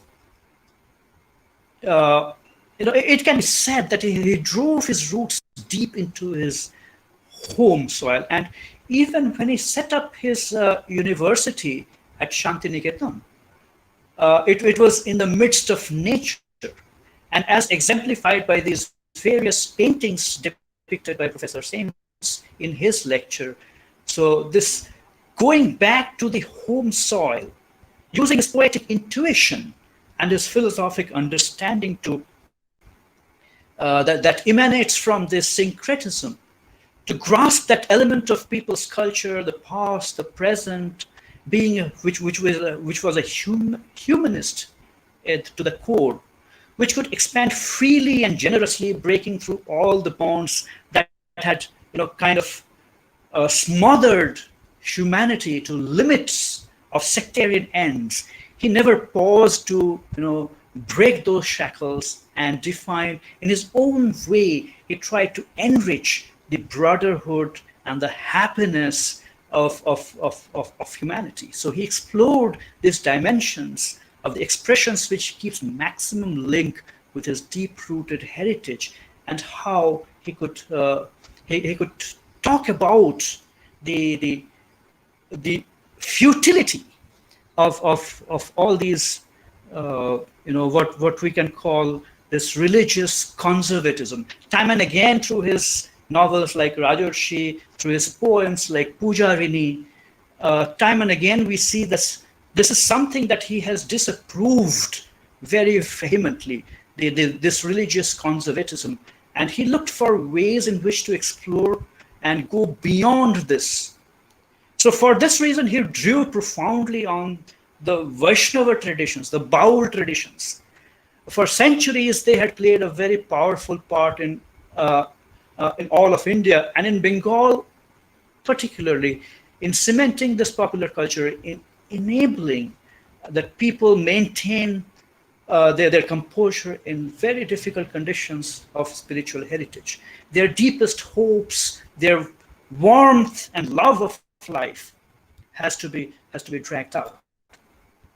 But the whole folk culture of Bengal, the folk songs of the villagers through his Baul traditions, and he felt a complete kinship with not only the folk songs, but also to the sons of the soil, going back to his roots. So when he talks about incorporating the elements of Santali art in his curriculum at Shantiniketan, he is talking about the filtering of those forces, which is a sensuous color and direct emotions of their qualities that his spirit is imbued with. To put it as in Gitanjali, where the tiller is tilling the land and the path maker is breaking the stones. Now, resolutely, these ideas of Tagore are expressed through his numerous poems and noted especially in Gitanjali. And therefore, it is in the recognition of this religiosity, of this religion of man, to which he becomes, he basically commits his responsibility to. So he says, and I quote, "To this being I was responsible to this being, for the creation in me is his as well as mine. It may be that it was the same creative mind that is shaping the universe to its eternal idea, but in me as a person, it had one of its special centers of personal relationships growing into a deepening consciousness. I felt that I had found my way, that I had found my religion at last, the religion of man, in which the infinite became defined in humanity and came close to me so as to need my love and cooperation," unquote. So even in his own writings, in fact, so he's proffering his philosophy. And in fact, as one of our earlier speakers was drawing to the idea or the notion that he was very clear that nationalism was not his forte. And in his lecture on nationalism, actually, he indicated about the dangers of the so-called nationalism. And in today's political circumstances, the crisis of how nationalism of a particular brand is projected as the be-all and end-all of everything has to be evaluated in a very dispassionate manner, but also with the sensibility and a kind of a empathy that Tagore himself has exuded in the higher ideas of humanity, and he never followed the West in his acceptance of his organized selfishness of nationalism. In fact, the national trajectory that was ludicrously taken to be the pitiful perfection of mechanisms is what he abhors and points out very, very clearly in his writings. So it is in one of his essays, I remember I think in 1896 or something. So this realization that he talks about is when he thinks that Western ways of looking at things is kind of mutilating the humanity, the reductionism of cultures, reductionism of nature. And it is in this most famous a dialogue with Einstein, he talks about this in quite detail. And this is actually an area which is open to a lot of more research than has received in the past. And I think it's a very, very opportune time to kind of point out that there's a whole area of excellent work that remains to be done in this concept of how his Anandam, Amritam, and concepts of his Eastern mysticism or the Indian spirituality, the Upanishads, kind of meld into the temperance into his religion of man. And I conclude by reading a passage from, or rather, just quoting from, the philosophy of Rabindranath Tagore by Dr. S. Radhakrishnan, who brings to the fore our notice the various sides of the philosophical mind of Tagore, and quite interestingly mentions the influence of early Christian philosophy on Tagore. Surprisingly, he remained silent about the early influences, as I was saying, about Islam, and how on the mind of this great poet, how this basically remains a kind of a dark, what do you call, a blank spot or a blind spot in his understanding of his fascination towards his universality. So in conclusion, I would like to read one of his poems in Bangla, and just give me a minute. I need to look here. So in celebration of his humanism and universalism, his one of his songs, Bishwa Shathe Joge Jethai. So I would like to read this aloud first in Bangla and then translate that into English. So this is my own translation, so you would have to excuse me for taking the liberty. So in Bangla it goes thus: Bishwa Shathe Joge Jethai Biharo, Sheikhane Jog Tomar Shathe Amaro, Noyko Bone, Noy Bijone, Noyko Amar Apon Mone, Shobar Jethai Apon Tumi He Priyo, Shethai Apon Amaro, Shobar Pane Jethai Bahu Posharo, Sheikhanetei Prem Jagibe Amaro, Gopone Prem Royna Hore, Alor Moto Choriye Pore, Shobar Tumi Anondo Dhon, He Priyo, Anondo Shei Amaro. And in English translation, it would be, let me look at my translation, my notes. So it is the unison with which the world with which you now wander. There I am united with you, neither in the forest nor in solitude, or even in my own mind. O dearest, where thou art dear to all, thou art also close to me there, where you stretch your hands towards all. At that very place my love would also awake. In secret love does not reside, in light does not it effulge away.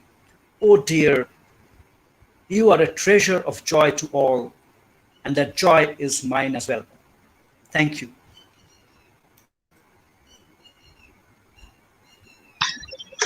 Thank you so much, Dr. Shantanu Ghosh. Remarkable. I think the webinar has been, what shall I say, a true webinar. It has woven webs of magic. And I think we are going to live with the ideas and feelings for a long, long time. Now, Jyot, over to you. We can, I think, invite questions now and have the shortest. Right. Thank you, Dr. Shantanu Ghosh. You've added a fascinating dimension to Tagore's syncretism in his notions of humanism, and you beautifully highlighted Tagore's kinship to the folk culture of Bengal. So we have a few minutes for questions, and we are open to your questions. If you have any questions, comments, any observations, please. Dr. Shantanu, you can mute yourself for some time. Sorry, sir? I'm requesting Dr. Shantanu to mute himself briefly. Okay. Now I think there is some echo otherwise. Right. So please be brief, clear, and concise as you ask your questions. Now, Jyot, there are questions in the chat box also. You can have a look at them. Yes, sir. And briefly read out. It's your privilege. But give me some time later. Can I, Dr. Rajesh, can I? Yes, Mr. Bagal, I suppose you have two questions, right? You've already typed them in the chat box. Yeah, in case Dr. Khoshla, if you could read, or I can speak myself, whatever. Okay. Rajesh sir, is that all right? Okay. Please go ahead, sir. So let me congratulate all three panelists for having a wonderful feat, intellectual feat to each of us who are participating in the webinar, and congratulations to organizers, Professor Rajesh and his team. I was just wondering, we were listening range of ideas, and needless to say, one is mesmerized by thoughts to think through. But Professor Amrit has used a concept called the political, but political he has by and large located in the discourse of literary canon. So I was wondering if he can unpack, because he somewhere, not for the profit, Martha Nussbaum's concept of cosmopolitanism also explained. So if he can expand the notion of political, taking into account today's Bengal and the Bengal's whole trajectory of literature, thought, and politics, taking into that thing. And Professor Ghosh, this literary consciousness I understand, but the very moment you invoke critical consciousness, what kind of relation does it hold between the critical rationality and critical consciousness? Does it being lost into the mesmerized terrain of literature, it also articulates a new questions to think over, to ponder over, when Bengal as a region and Punjab as a region is going through so much transformation in the given time of pandemic and lot many other things. So where do you locate the trajectory of critical consciousness while talking about Tagore and his time and era? Thank you.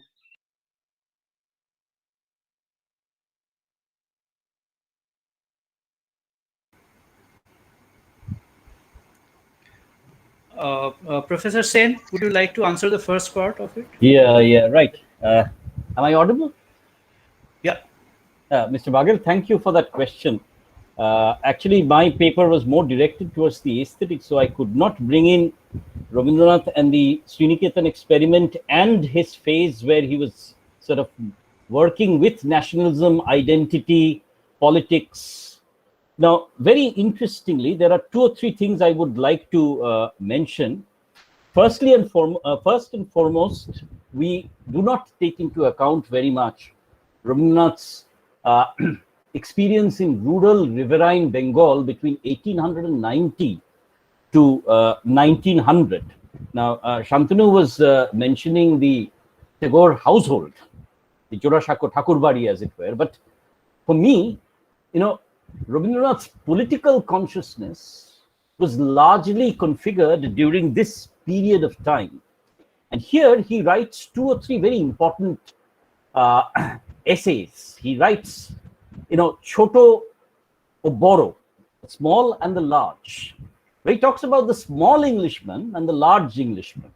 The small Englishman as the state, and the large Englishman as the human being as such.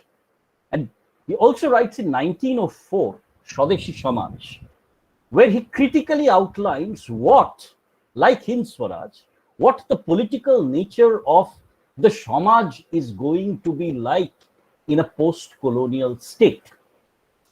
Now there, and just one small anecdote that I'd like to share, because Rakhi Bandhan was mentioned by Anuradha. This anecdote that Rabindranath, while he was singing this song, Banglar Mati Banglar Jal, he just went over very quickly, saw the common, the ostler sort of tending to a horse. Now, at this point of time, most ostlers were Muslims, and he embraced him and tied the rakhi on his hand. Now, let me link this with the modern political. Rabindranath's consciousness of identity was ruthlessly secular, right? So the political was ruthlessly secular in the sense when he talks about Shonar Bangla, and we've heard about Shonar Bangla in recent electoral promises also, that Shonar Bangla was very, very directly related with the topographical location and the mother, who was beyond the concept of religion. Secondly, Shantanu, of course, mentions Janagana Mano. We read the first few lines of Janagana Mano, actually. It's a poem of 5 stanzas. If you read the other two stanzas, Rabindranath's concept and imaginary of the notion is in sync with the poem that I mentioned, Bharat Tirtha. And I think largely, you see, and this I mention deliberately because Bengal has witnessed two different riots, two different partitions. I mean, they were very, very difficult partitions. But Rabindranath made this point in the Sriniketan experiment that,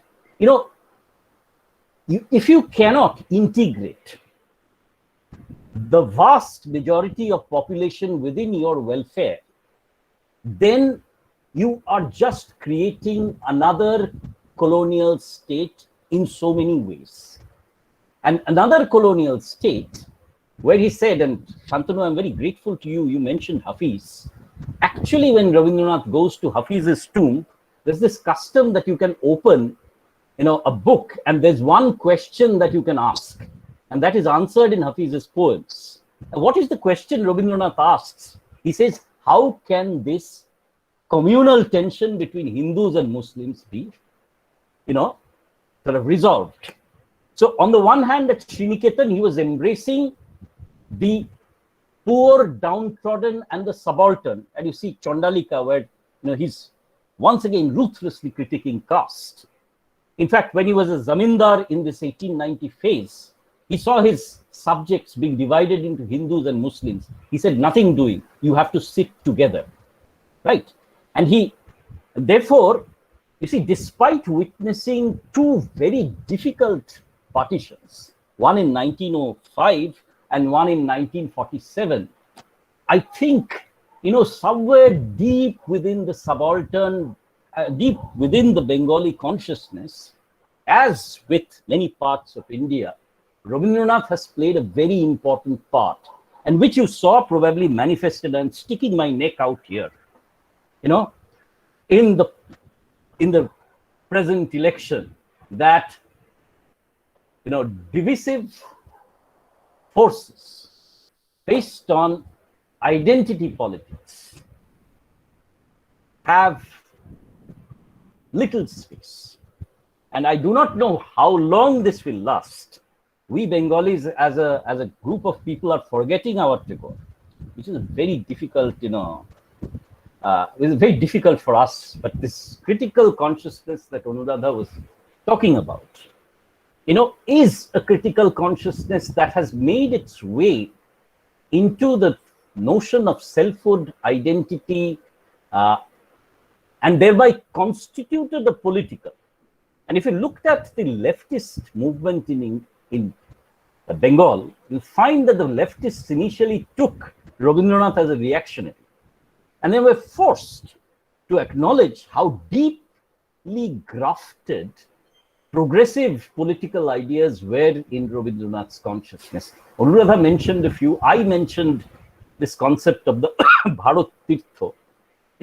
For Rabindranath's India, and that is something that Amartya Sen time and time again sort of talks about. It's about openness, inclusivity, and a care that the subaltern needs to be accommodated, and that you cannot wish away a large percent of our population from our consciousness. That way, no nation will survive. So, there you go. Thank you. I have stuck my neck out. Okay, to answer your question, Dr. Lalam Baghel, thank you for your question, and thank you for reminding us through your question that concepts which emerge in certain contexts have a history. Okay, so critical consciousness too has a history in terms of its emergence as a concept, and it's a concept that emerges through a movement of ideas. It's a movement that one has seen in the Latin American resistance narratives, and it's a movement which radicalizes and rethinks Marxism. So Latin American Marxism is not based on a Soviet model. It is not based on a French or a European model or a German model. It is a kind of Marxism that wishes to join hands with religious radicals. So it is liberation theology which joined hands with the radical elements within religion.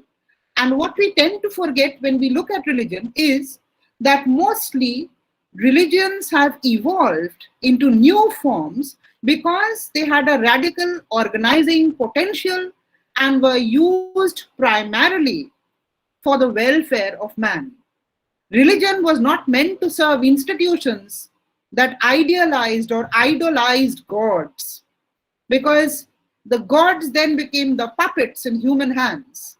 So there was a need to break religious models time and again, and no matter which context you look into, whether it is the Semitic context, the emergence of Judaism, Christianity and Islam, the debates within Islam, the debates within Christianity, debates within Judaism, or you look into the different varieties of contesting Hinduisms that we have, and I'm talking of not only the 9 schools of Hinduism that follow the Vedas as Astic forms of Hinduism, and I'm also talking of the 3 schools which are the Nastika forms of Hinduism, which repudiate the Vedas, do not subscribe to the authority of the Vedas, and that is Buddhism, Jainism, and Charvaka Mata.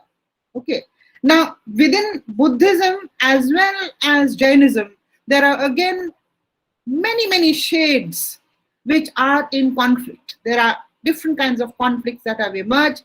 Sikhism too emerges from a certain kind of a conflict, and we find that there are certain radical elements within Sikhism. There were certain radical elements within Buddhism, Christianity, Islam, and ad infinitum, which led to a progress in ideas, a progress in thought, and were critical consciousness raising. So though critical consciousness as a term emerges from liberation theology and Latin America in the immediate context, which I flag off, and I wish to see Tagore's writing, because Omyo Shen has a very interesting article in a book called Rethinking Tagore, edited by B.R. Ananthan and M.G. Hegde, where he gives the keynote address saying, "My Tagore." The title of his article is "My Tagore," and he makes it very clear that by saying "My Tagore," he doesn't mean that Tagore has become his, or he has certain property right association or ownership controls over Tagore.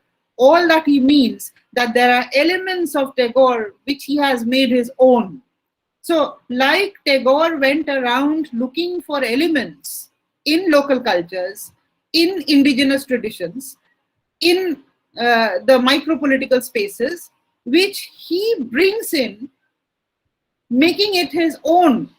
Okay. For instance, even very simple metaphors work so beautifully in his songs, like in the song Aaj Jyotsna Rate, that is in today's full moon night, while everybody goes out to bask in the silvery shine of the moonlight, I would be cleaning my house. Okay. Amar e ghar dhute hobe, muchte hobe. Okay. So I have to clean my house. I have to sweep my house. I have to take away all the dust, because I'm waiting for the arrival of someone. Okay. And this arrival that he is perpetually waiting for is a new dawn.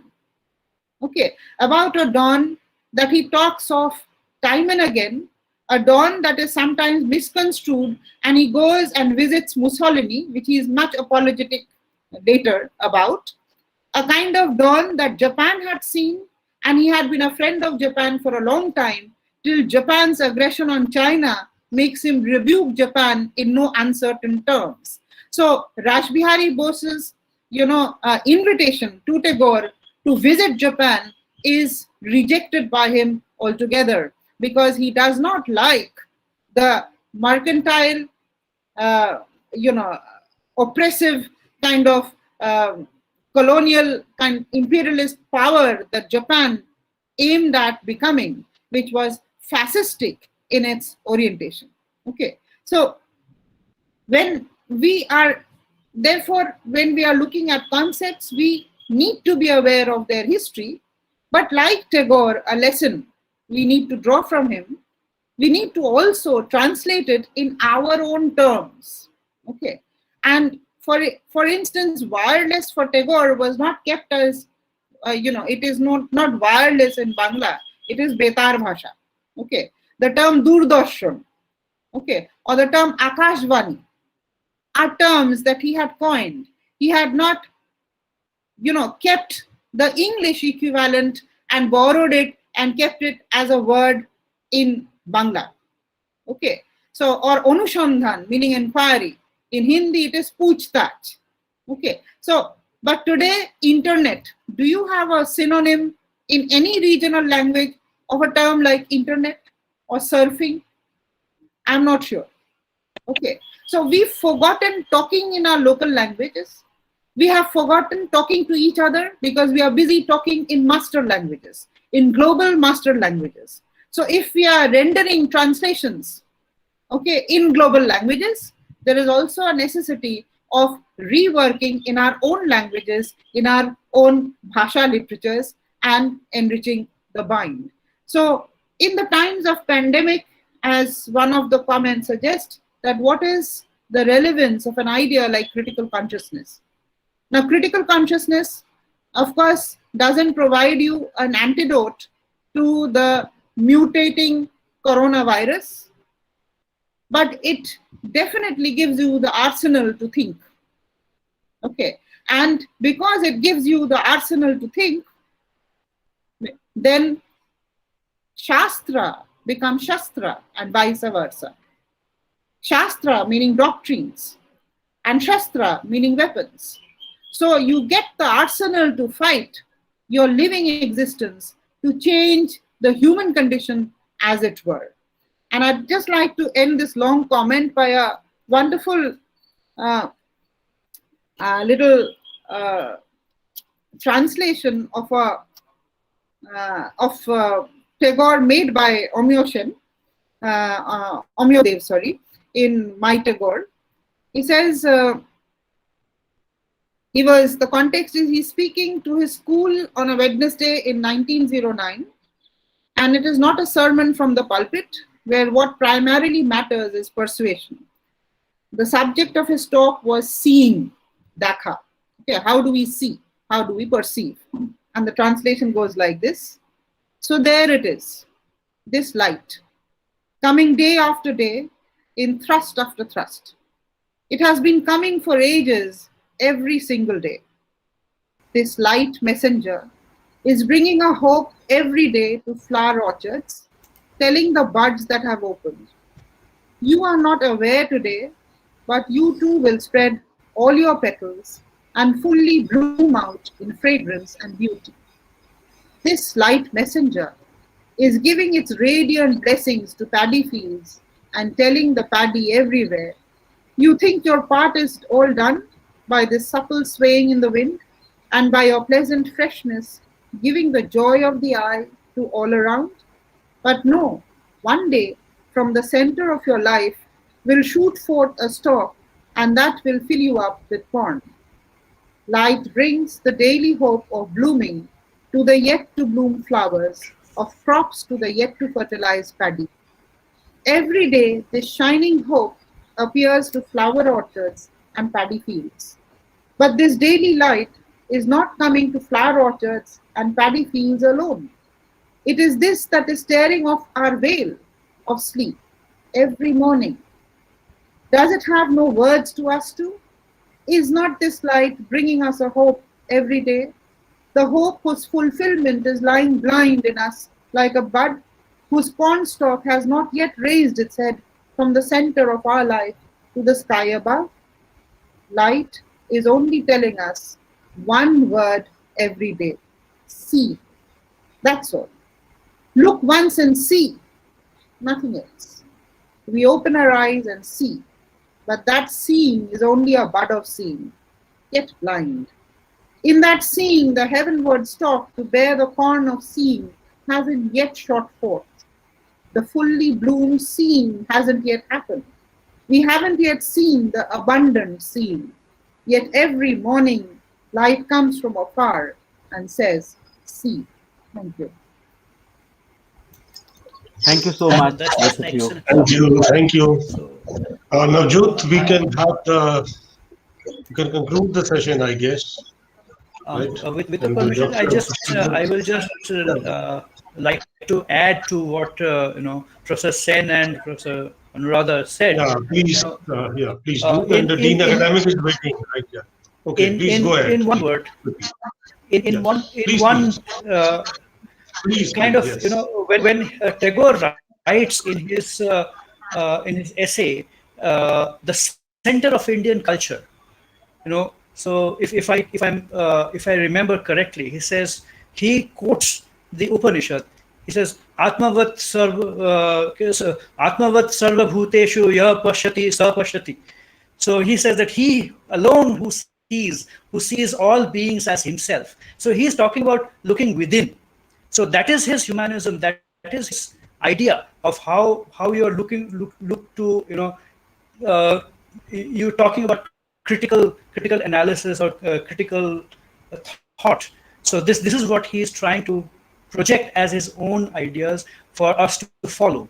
So I think I think I have said what I had to say, and it is for the audience to kind of imbibe, imbue, and extend that forward. Thank you. Thank you so much. And thanks for your wonderful comments. Thanks to the questioners. May I request Dean Academic Affairs, our respected and dear Professor Pushpinder Singh Gill, to kindly propose the good acts. Thank you, Dr. Rajesh. Uh, Good afternoon to all. Although I couldn't attend the complete webinar, but still, because of our busy schedule, but still, I was there for most of the time. A very valuable ideas. The things is, like lobster, a small example I would take. Lobster is in a shell, mushy shell, and very within that shell, when the lobster grows, and with that growth, uh, it is not that the lobster would stop with that growth. It would go under the rock, hit its shell, break that shell. Again, the shell would come up and would grow. This process is a continuous process and keeps on going. Similarly, things when you are in adversity, and with that adversity, if you take advantage of that adversity, if you grow with that adversity, with that stress in the situation, then certainly the outcomes are really very, very great. So I'll not plunge much into the details of these things. Being a teacher of management and far away from literature, but still I enjoyed what the experts have said. The participants' questions were really very, very valuable. We are all online for the purpose of national webinar on Rabindranath Tagore. I formally would propose a vote of thanks. This extremely valuable and significant national webinar on Rabindranath Tagore has been made possible with the participation of our distinguished speakers. On behalf of Punjabi University, I thank Dr. Amrita Sen, Viswa Bharati University, Dr. Anuradha Ghosh, Jamia Millia Islamia University, and Dr. Shantanu Ghosh, Akal University, Talwandi Sabo. Thank you, Dr. Arvind, our worthy Vice Chancellor, for presiding over the national webinar. I also acknowledge our gratitude to all the teachers, scholars, students, and others in the audience who are present and whose presence has enriched this national webinar. I'm sure the deliberations and reflections of today's event will continue to berate for a long time and grow deeper and even more meaningful as time passes. Thank you very much. Thanks a lot for your participation. Thanks a lot. Thank you, Dr. Gill. Yes, Navjot. Do we wish that the webinar should come to an end? No. It has been such a fantastic experience, really. And you see, I think we part with an idea what made Tagore possible. And would it be possible to have another man like him? I wish it were possible today. And Navjot, over to you, please. I just wanted to again thank the guests for such enlightening discussions. And I wanted to thank all the audience on behalf of the department for joining us. Thank you very much.